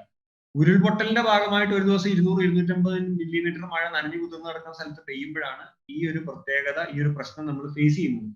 ഇതേപോലത്തെ പ്രശ്നം ഉള്ള സ്ഥലങ്ങളാണ് നമ്മുടെ ഇടുക്കി, കഴിഞ്ഞ പ്രാവശ്യം ഉരുൾപൊട്ടിയ സ്ഥലം.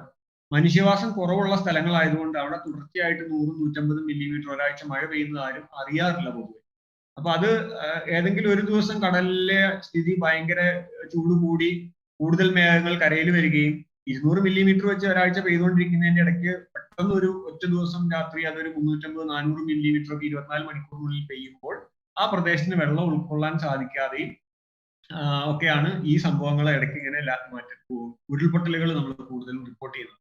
പിന്നെ മൺസൂൺ കാലത്ത് വരുന്ന ഈ ഒരു ഇടനാഴി, ഇപ്പൊ നമ്മൾ മോഡലുകൾ നോക്കുമ്പോൾ ശ്രദ്ധിക്കേണ്ട വേറൊരു കാര്യം, ഇങ്ങനത്തെ ഭൗമ പ്രത്യേകതകൾ കുന്നും താഴ്വാരങ്ങളും പ്രത്യേകിച്ച് ശ്രദ്ധിക്കണം.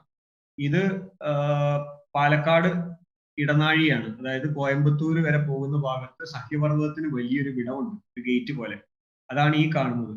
ഇവിടുന്ന് ഇങ്ങോട്ടുള്ള ഒരു ഡിസ്റ്റൻസ്, ഈ ഇടനാഴിയുടെ ദൂരം ഏതാണ്ട് 25 കിലോമീറ്റർ ഉണ്ട് ഇവിടുന്ന് ഗോവിന്ദപുരം വരെയുള്ള ഈ ഒരു പ്രദേശം, ഈ ഒരു ഇടനാഴി. അപ്പൊ മേഘങ്ങൾ വരുമ്പോൾ കൂടുതലും ഈ ഭാഗത്ത് തടഞ്ഞു നിൽക്കാതെ മലപ്പുറം ജില്ലയുടെ പകുതി ഭാഗം, കോഴിക്കോടിന്റെ പകുതി ഭാഗം, തൃശ്ശൂരിന്റെ ഒരു പകുതി ഭാഗം, പാലക്കാടിന്റെ ഈ ഒരു 3/4% ഭാഗത്തും മേഘങ്ങൾ പെട്ടെന്ന് തടഞ്ഞു നിർത്തി പെയ്യിക്കാനുള്ള മലനിരകളില്ല.